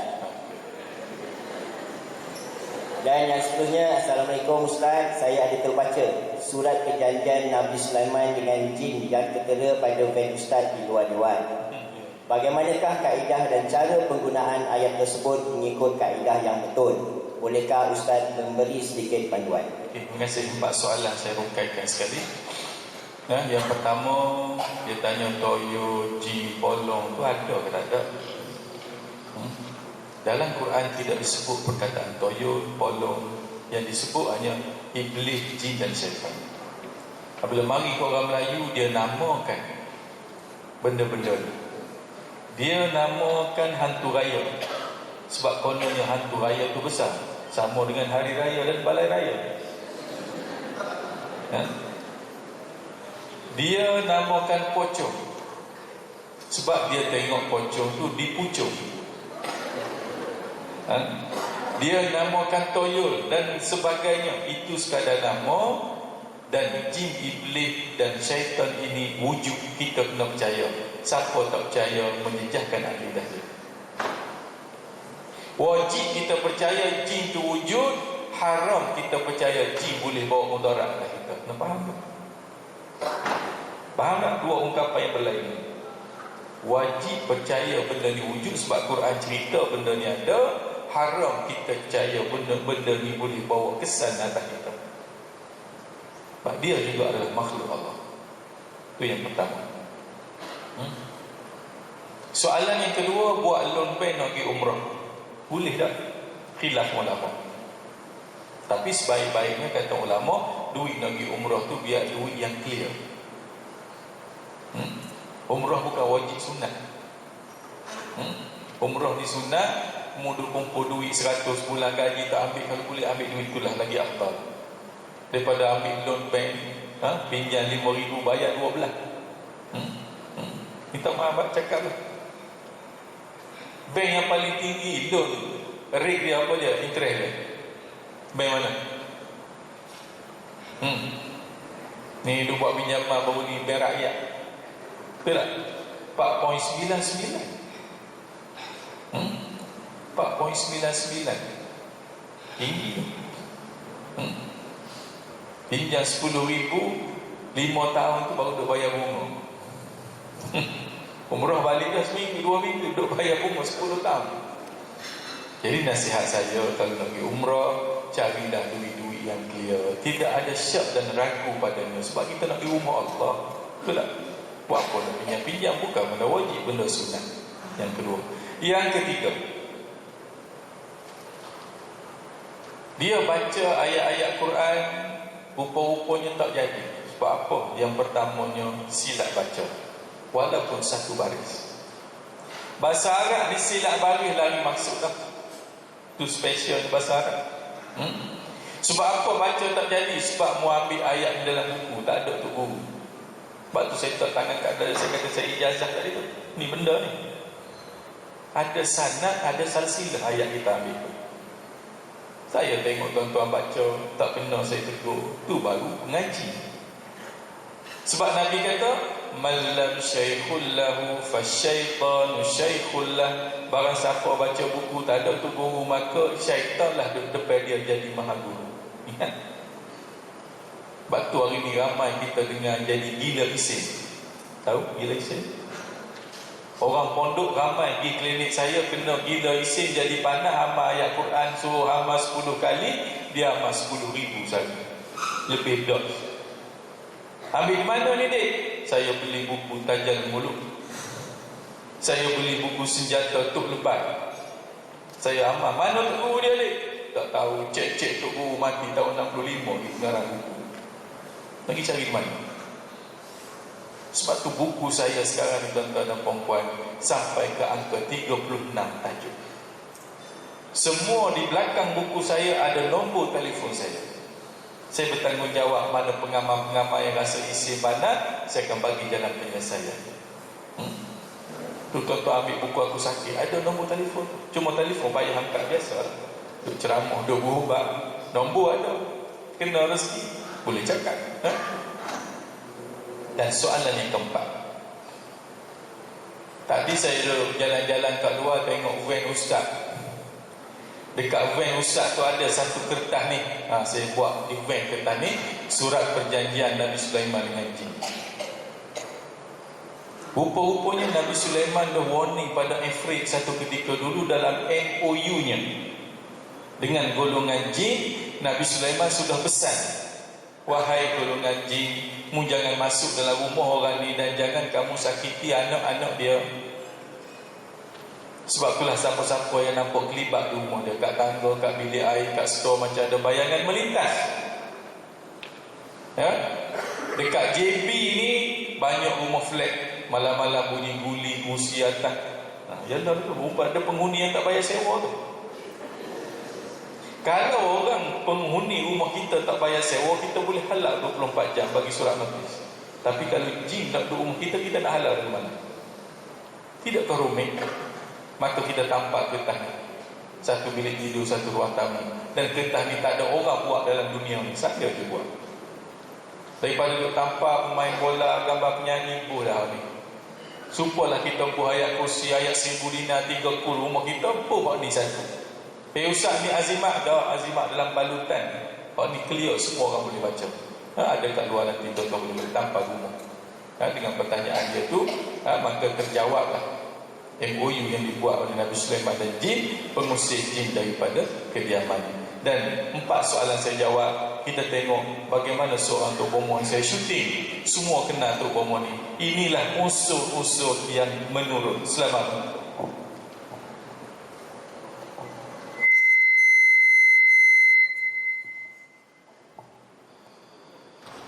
Apa ini rumah Tok Bomo? Inilah rumah Bomo yang saya katakan tu, bos. Cantik rumah dia. Oh, ini first class rumah Bomo, bos. Mari kita naik. Mari, bos.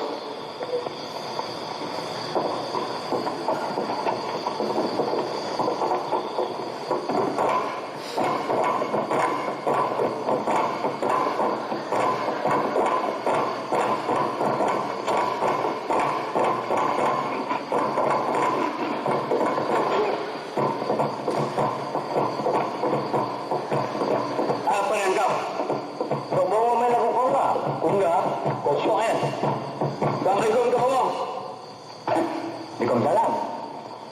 Apa khabar? Sila duduk. Ramai datang ni. Datang 5 orang ya?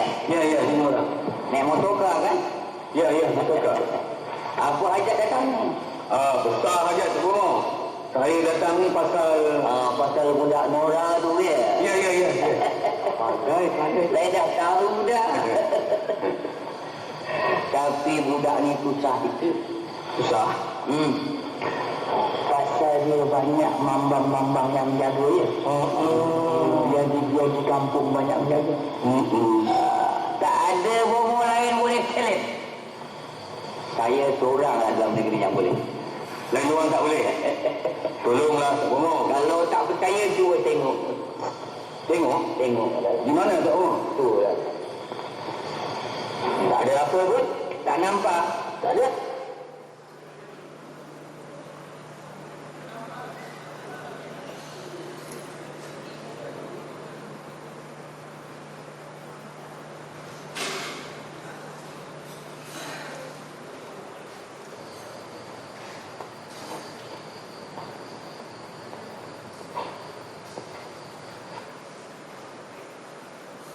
Waalaikumsalam. Apa khabar? Sila duduk. Ramai datang ni. Datang 5 orang ya? Ya, 5 orang. Naik motorkar kan?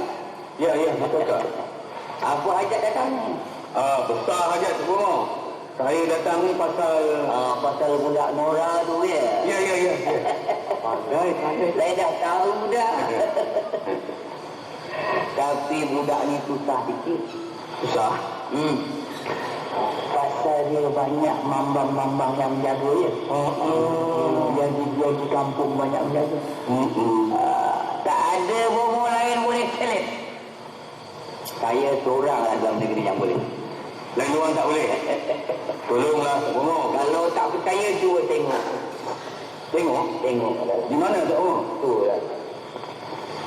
Tak ada apa pun. Tak nampak. Tak ada. Kalau awak tak nampak, jodoh tak ada awak. Nampak Tok Bomo. Nampak. Saya nampak ni. Nampak? Ya. Ada jodoh. Datang ni bawa telur 3 je. Banyak lagi Tok Bomo.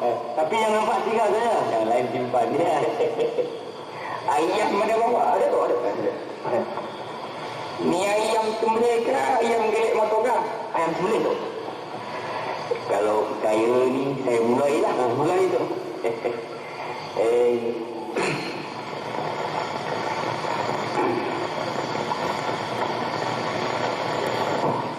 Jangan terperanjat, ha?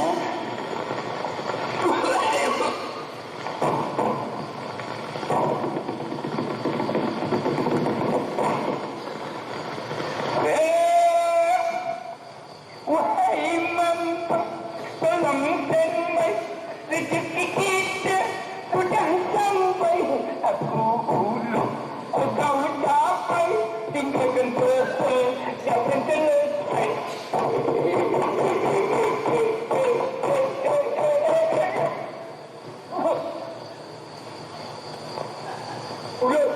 Ulu. Bukan. Ni dah tu. Ni dia. Ulu ada.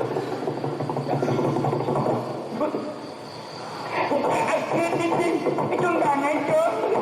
Telur putih ala bulanku. Kalau tinggal sedikit, aku tak dapat, aku menjerit.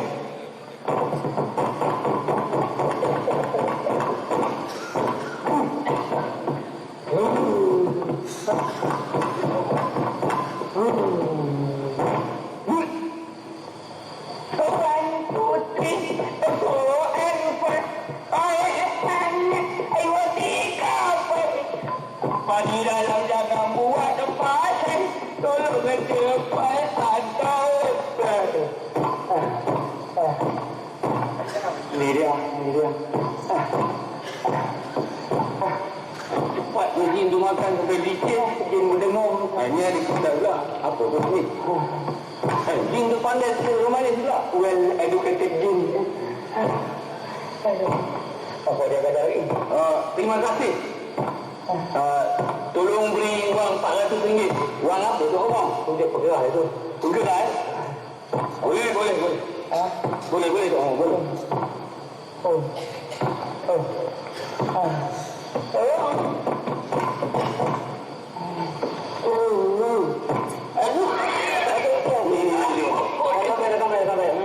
Dah cukup. Ambil betul lah. Betul. Dah cukup dah. Cukup tu.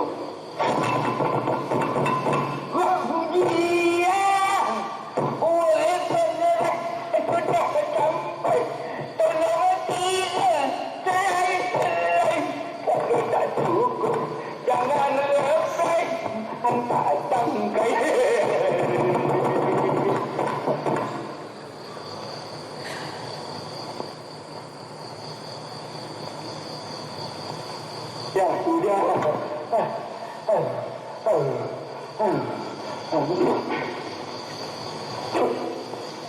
Apa tak? Betul? Orang?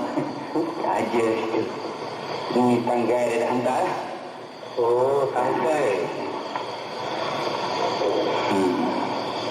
Ini kata mambang itu nak ditanam di depan rumah orang. Tangkai ni. Tapi masanya lepas jam 12 malam. Oh, 12 malam. Belum 12 tak boleh? Tak boleh, tak mujarab. Baik. Tak ada buat apa-apa lagi? Tak ada lah. Tak ada balik lah. Tok Bomo perambat. Tak ada perambat, saja mambang nak kira duit. Jom balik lah. Saya itu. Balik tu. Ya. Assalamualaikum Tok Bomo. Cium-cium tangan ada flu pula tak? Mana aku punya chef. Mana aku punya chef? Ada tengah tilang ni. Pergi buka Tok Bomo dulu. Dah maaf lah awak ya. Kita dah buat rasa dengan awak. Minta maaf lah Tok Bomo. Jangan marah ya. kaki tangan semuanya sakit. Sial, sabar. Apanya ada upanya. Tok Bomo, ini untuk Tok Bomo RM100. 100? Ya. Boleh? Ini untuk kau. Terima kasih. RM100. Kami, enggak usah. Terima kasih. Ini untuk aku. Nasib baik Tok Bomo ni datang kemari. Umur hidup saya belum pernah dapat 100. Tak pernah. Dulu masa Tok Bomo jadi Bomo ni berapa koleksi? Koleksi timbul-timbul RM5, RM3, RM2.50. Hujan lagi 1 sen pun tak dapat. Sial. Yang sebetulnya saya ni Bomo Temberang. Temberang? Saya pun begitu juga.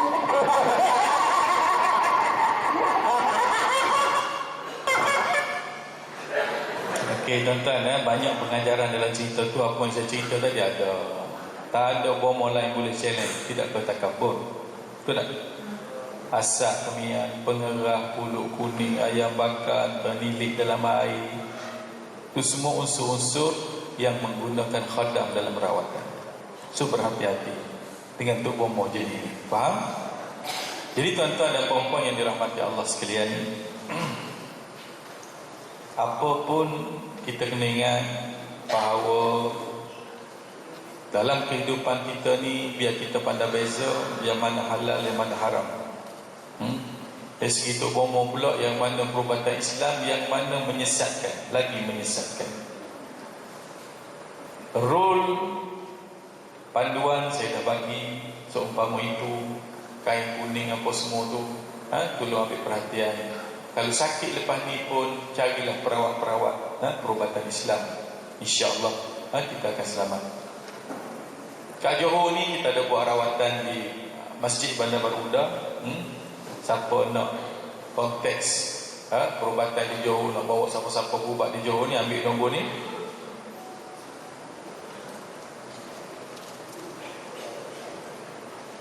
Kosong 1 2 7 4 kali 840. Nama dia Puan Syahliza. Dia akan ambil ke anda. Dia akan cerita pada anda bila saya berada di sana, kena bawa apa, buku berapa, semua telefon tadi. Kau nak berubat lah. Dan saya nak tanya, ramai kau yang nak datang pada hari ini rasa nak berubat dengan saya? Cuba angkat tangan kalau ada. Ada tak? Ada disenarai dah. InsyaAllah orang yang disenaraikan nanti sediakan satu bilik untuk saya. Lepas ni orang akan sebut orang akan panggil nama tu. Dan alangkah indahnya ayat-ayat saya bagi itu saya ijazahkan pada anda.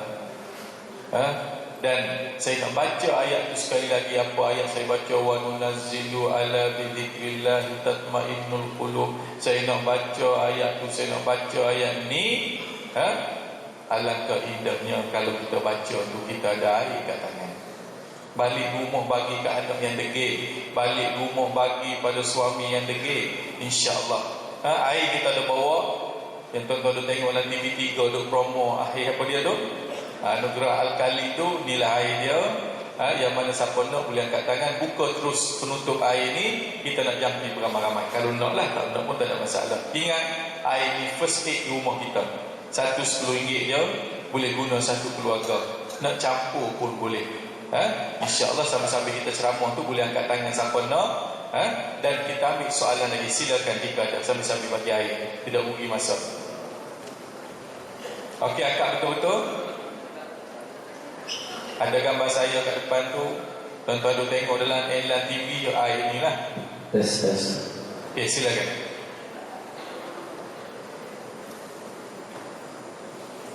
Assalamualaikum warahmatullahi wabarakatuh. Ustaz, soalan saya ni tentang perubatan Islam dan psychic. Psychic.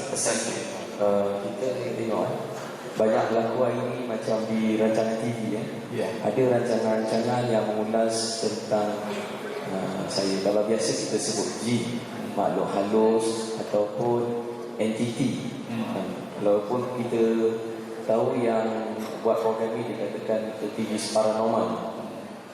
Soalannya Ustaz, program-program macam ini juga dibuat dalam rancangan agama-agama yang lain. Contohnya di TV berapa saya tak pasti, tapi saya tengok dalam rancangan Chinese. Jadi kita cakap akhirnya keputusannya boleh dirawat. Saya rasa ada subtitle. Saya rasa rancangan Malaysia juga. Saya tak pasti bila. Cuma soalan saya, kita tahu, saya macam percayalah benda ni wujud. Adakah amalan-amalan daripada agama-agama lain itu sebenarnya mustajab? Sedangkan benda ni pada saya tak betul lah, dan bukan ikut kita punya syariat. Soalan saya yang kedua ialah tentang pandangan yang ada mengatakan jin-jin Islam. Dikatakan oleh orang-orang yang suka ikut bomo-bomo ni, dia cakap mustajab sebab ada jin yang Islam yang warak yang lebih baik daripada di kalangan kita ni lah Ustaz. Jadi dah jadi kemaruk pula dia orang pergi dekat orang ni semua. Jadi saya tak pasti, saya mohon bercara Ustaz untuk benda ni lebih dia punya bagaimana kita nak ulas secara sebab kita berapa dengan macam-macam orang. Okey, terima kasih. Dua soalan yang cukup mantap. Ingat air yang anda dapat tu, air lah jadi first aid rumah kita nanti nak buka, nak bagi anak degil, mana tahu suatu hari nanti suami mengamuk nak kahwin lain. Ingat air ni ada kat kita. Sumbangkan botol-botol lah mulut dia, insya-Allah tak jadi gaul. Jadi tuan-tuan dan puan-puan, berbalik pada soalan yang pertama, dalam TV kita tengok sekarang ni agak melampau. Kalau dalam TV hari ni, bukan saya nak bangga, bukan saya nak bangga, na'udzubillah, tidak. Dalam TV hari ni yang cakap pasal perubatan Islam ni, orang nampak saya. Betul tak? Sebab ustaz lain tak boleh nak masuk. Padahal saya ni bukan hebat pun. Tuan Guru Harun Din, tok guru saya, orang yang begitu layak untuk bercakap, tak boleh nak masuk. Sebab apa? Mursyidul Am, mana boleh masuk TV. Betul tak? Tak apa, ilmu dia kita nak. Maka dia pesan kat saya, dia kata selagi mana mu boleh masuk TV, mu mempunyai dakwah yang luar rangkaian TV juta orang penonton, mu dakwahlah ayat-ayat Quran. Dan tidak ada jampi yang paling hebat, tidak ada jampi serapah yang paling kuat kecuali kalamullah. Faham situ? Jadi orang kafir dia baca mentera dia, mentera ni, ada batil, ini adalah batal. Tak ada. Kalau jadi sekalipun itu satu kebetulan, kalau jadi sekalipun itu satu taktik iblis nak tunjuk bahawa orang kafir ni hebat, padahal dia pakat tu. Faham? Dan ada juga dalam TV hari ini kita tengok rancangan Seekers, NTV 7. Satu rancangan yang sia-sia, yang Nabi dah pesan. Nabi tak pesan pada NTV 7. Nabi pesan pada umat dia, wala tatamannau liqa'al adu. Jangan sesekali kamu bercita-cita nak cari hantu. Kita pergi cari buat apa? Nak syuting benda yang tak nampak, drama lain banyak lagi yang boleh buat. Maka di sini kita tengok melampau. Jadi kita sebagai orang Islam, kita kena ada ilmu untuk menilaikan.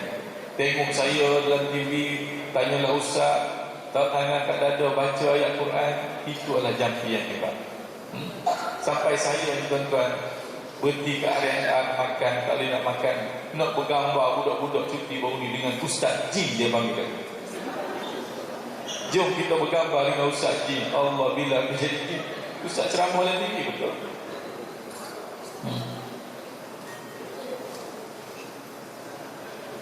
Soalan yang kedua, apa dia tadi?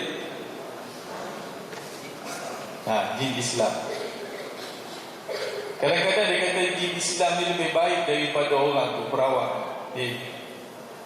Di mana jin boleh membuktikan keislaman dia?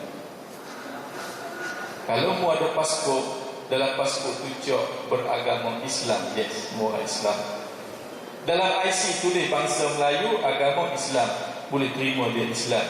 Jin kalau sekadar pengakuan, siapa pun boleh buat pengakuan, betul? Dan mungkin ingat, bahawa jin Islam bukan semua baik. Macam orang Islam tu pusat seperti dalam penjara 90% orang Islam, jin pun lagi tu. Jadi bentengi diri anda dengan ayat ini. Letak tangan kat dada, nak baca. Tak payah buka ayat ni, lepas ni baru buka. Siapa baca ayat ni, dia akan mendapat antibiotik daripada Allah Subhanahu Wa Taala. Bismillahirrahmanirrahim.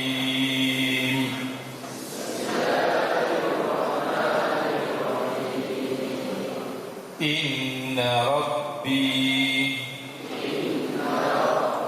ala kulli syai'in hafiz.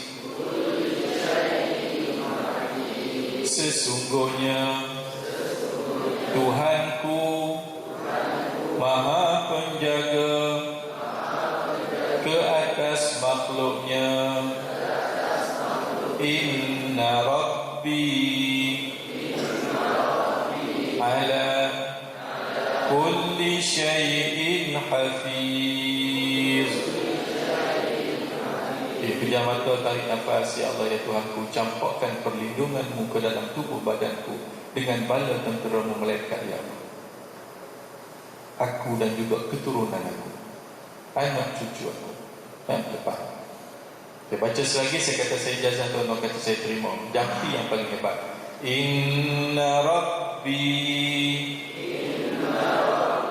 ala kulli syai'in hafiz.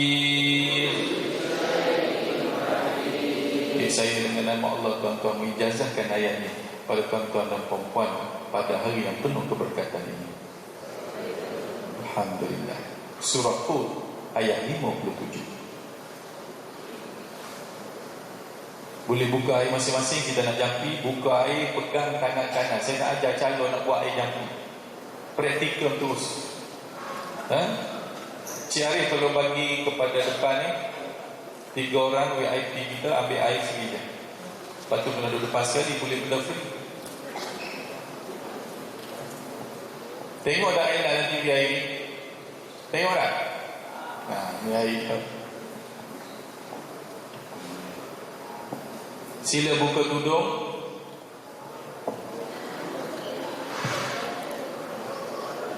Belakang pasal apa buka tudung?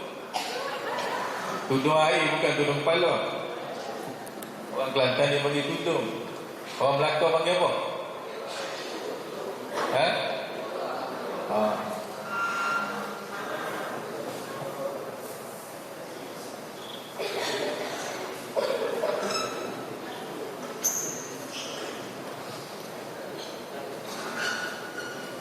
Ayat mana saya nak jampi? Ayat yang saya ijazahkan tadi. Bermula dengan wa nunazzilu, ingat kisah Jaksyum. Inna Rabbi ala bizikrillah. Ayat-ayat itu. Okey, ada lagi yang nak? Kita nak jalan dah. Cuba angkat tangan, ada dua depan ni. Jangan bimbang tuan-tuan, RM10 pun 2025 tempoh bayar 10 tahun. Dan suara sihat je. Mati ke halal. Lupa, jangan buat-buat lupa, sudahlah halal. Jangan buat-buat mati, sudah. Okey, boleh buka penutup air. Pegang tangan kanan, jarakkan sedikit. Tengok dah saya berancangan 2 minggu lepas, saya suruh ambil air, ambil tak ke rumah? Ambil. Bismillahirrahmanirrahim.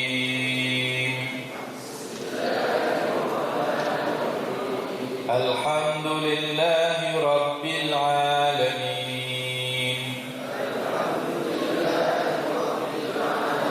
Ar-Rahmanir Rahim. Malik Yawmiddin. Iyyaka na'budu wa iyyaka nasta'in.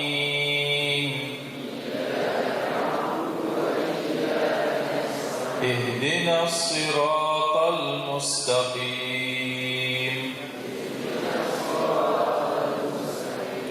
Siratal ladzina an'amta 'alaihim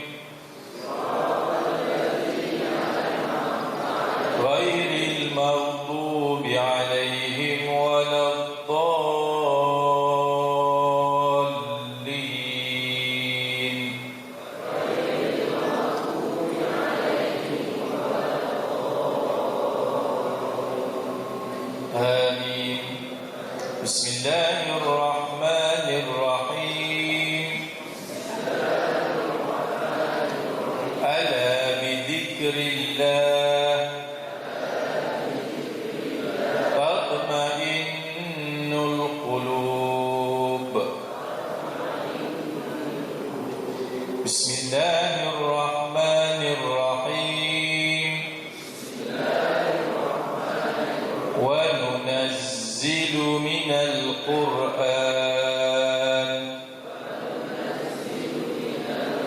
ma huwa shifaa wa rahmatul lil mu'minin wa la yazidu adh-dhalimina illa khasara.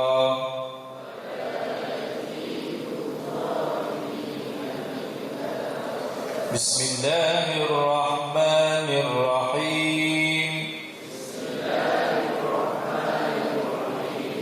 Inna Rabbi ala kulli syai'in hafiz. Sadaqallahul azim. Okey, pejam mata, tarik nafas, tiup, niat untuk apa ini? Kita tahu apa masalah kita, anak kita dan sebagainya. Silakan.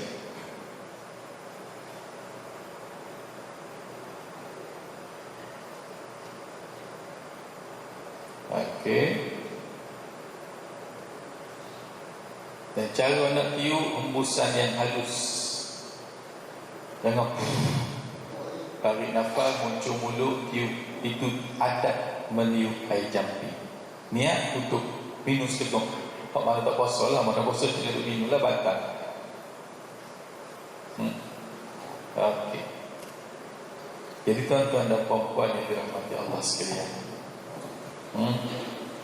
hampir 2 jam kita ceramah. 2 jam. Dah pukul 12, 9 minit. Kita start tadi pukul 9 lebih ke pukul 10 lebih. Rasa lama ke sekejap? Lama ke sekejap? Itu nak menunjukkan anda sedang lazat menikmati makanan rohani. Betul tak? Pukul 2 nanti sudah makan, ada ustaz lain pula mari ceramah. Masuk, jangan tak masuk. Buat bagi kelonggaran hari ni, betul tak? Tinggal pejabat mari dalam dewan. Memang tu yang kita nak pun. Boring ke pejabat, tunggu buah hajat kan, betul tak? Mengantuk bulu bantal lah. Dan pesanan saya, penggolongan, sebab saya nak berjalan jauh lagi ni, daripada Singapura masuk Johor, mari Kulai, pergi KL, sampai KL hari ni juga ke Kelantan. Bukan dengan helikopter, dengan kereta saya kat luar tu.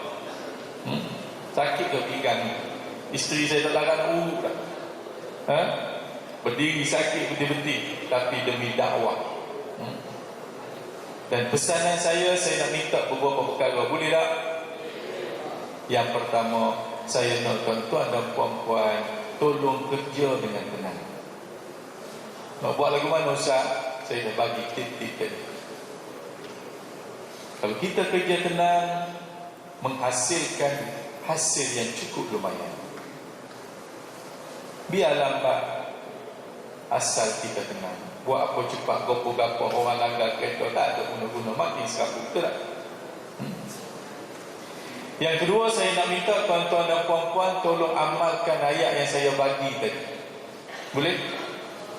Saya tak bagi pun ayat yang panjang-panjang. Saya bagi ayat pendek-pendek. Inna Rabbi ala kulli syai'in hafiz. Ayat tu je. Saya tahu bagi panjang-panjang bukan semua boleh hafal. Waktu pun belum tentu hafal. Dan yang ketiganya, permintaan saya ialah saya nak jumpa lagi tuan-tuan dan puan-puan di Dewan yang mulia. Boleh? InsyaAllah cari satu slot.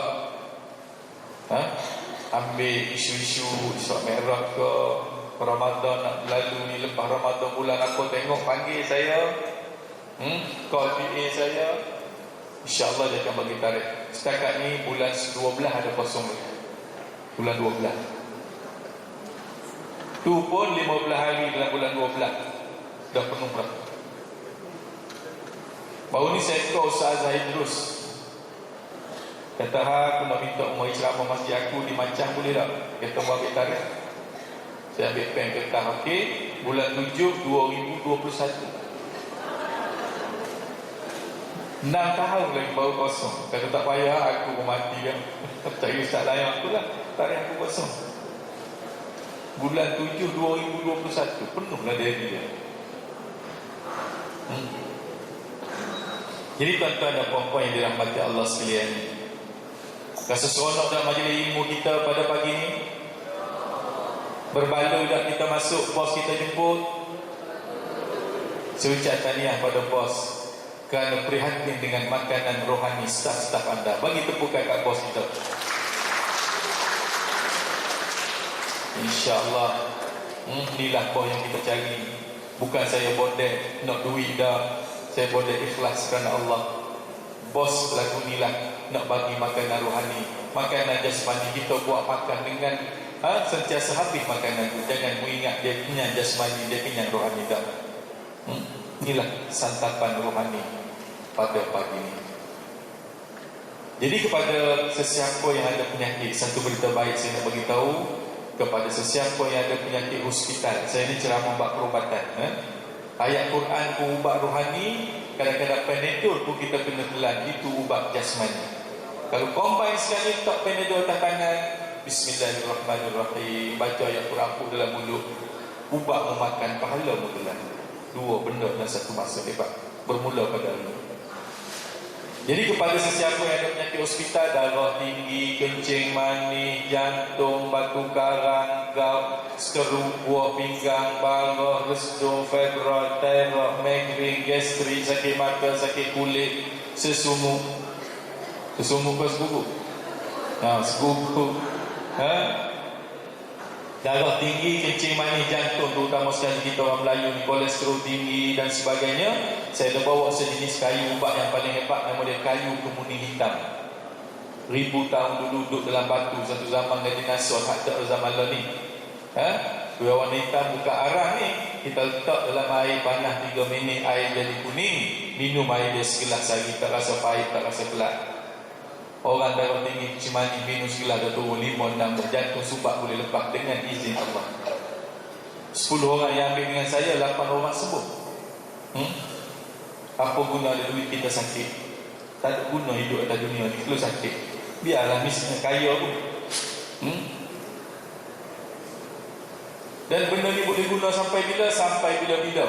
Selagi mana dia tak hilang boleh guna. Rendang pelanjat 1 jam pun minum air dia, cukup bagus. Boleh campur dengan ubat hospital tak? Boleh, tak ada masalah. Mak ayah rumah lama dah menderita darah tinggi macam ni, tolong buat balik. Mak kita seronok kalau anak buat balik ubat. Bagi duit dia rasa tak seronok lagi. Buat balik ubat dia cukup jaga ubat kakak kayu orang tua dulu kan. Mana ada hospital. Saya kata rendang dalam gelas, bukan telan, mampus. Ada kat belakang sana, insya-Allah siapa nak boleh ambil nanti, ikhtiar kita. Dan habuk kayu ni ada dalam kopi penawar ni. Yang mana hak ni habis. Ada 20 cc dalam ni. Habis ni habis. Kalau ibu kita beli dia tak habis. Faham tak? Ini kopi penawar yang taja rancangan dah ni. TV3 kopi ni lah. Kalau ku putih taja rancangan dia, kopi saya taja dah ni. Jadi tuan-tuan dan puan-puan,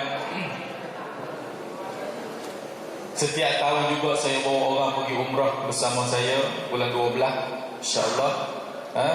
Yang mana siapa berminat nama dia Umrah Syifa, dia di Mekah, berubat di Mekah, terima ayat-ayat ijazah di Mekah, insya-Allah. Bukan bulan 7, bulan 8, bulan 12, lambat lagi. Siapa berminat boleh telefon nombor ni 013, mana tahu takut ada rezeki sikit lagi, 013 928 6868 928 6868. Encik Rosmadi 962 6868, betul, 013, insya-Allah. Jadi tuan-tuan dan puan-puan yang dirahmati Allah sekalian, ingat ini majlis ilmu. Lepas ni ada lagi pengisian rohani. Kalau boleh sertai program ni pada hari ni, jangan ada yang konten. Kerana sesiapa yang pandai makan, dia tak masuk balik dalam dewan ni, saya rasa orang ni ada sakar. Makan rehat lepas ni, dia balik, dia tak masuk dah sesi petang, kita boleh scan ke? Takut ada sakar. Faham? InsyaAllah. Jadi jangan lupa kepada sesiapa yang beli buku tu, ambil nombor akaun, terus bayar terus di belakang. Yang penting kertas ni tampal rumah di pejabat cukup bagus. Kayu ni penawar yang cukup hebat. Dan begitu juga dengan CD pengusir dan pembakar jin ni. Nak scan jin dalam tubuh, pasang CD bergegar dah. Jangan pasang tak kereta masuk sungai parit. Pasang di rumah insyaAllah. Jadi insyaAllah marilah sama-sama kita baca doa. Mudah-mudahan dengan doa kita ini didengar oleh Allah Subhanahu wa taala. Bismillahirrahmanirrahim. Alhamdulillahirabbil alamin. Wassalatu wassalamu ala asyrafil anbiya'i wal mursalin wa ala alihi wa sahbihi ajma'in. Ya Allah, ya Tuhan kami, jadikanlah majlis ilmu kami pada pagi ini majlis yang diberkati oleh-Mu ya Allah. Jangan sekali Engkau jadikan majlis kami pada petang hari ini adalah majlis yang dimurkai oleh-Mu ya Allah. Ya Allah, ya Tuhan kami, berkatilah ayat-ayat yang kami pelajari pada hari ini. Mudah-mudahan dengan ayat-ayat tersebut boleh menyihatkan kami, menyihatkan tubuh badan kami jasmani dan rohani ya Allah. Rabbana atina fid dunya hasanah wa fil akhirati hasanah wa qina adzabannar. Subhana rabbika rabbil izzati amma yasifun wa salamun alal mursalin walhamdulillahi rabbil alamin. Taqabbalallahu minna minkum. Sesuai daripada muslim. Terima kasih kepada Ustaz Ustaz Syahran Syafi'i di atas ceramah dan juga motivasi dan juga ayat-ayat yang telah diberikan kepada kami. InsyaAllah kita akan makan. Jadi kepada nama-nama selama 13 orang ini, kita boleh ke bilik di belakang sana untuk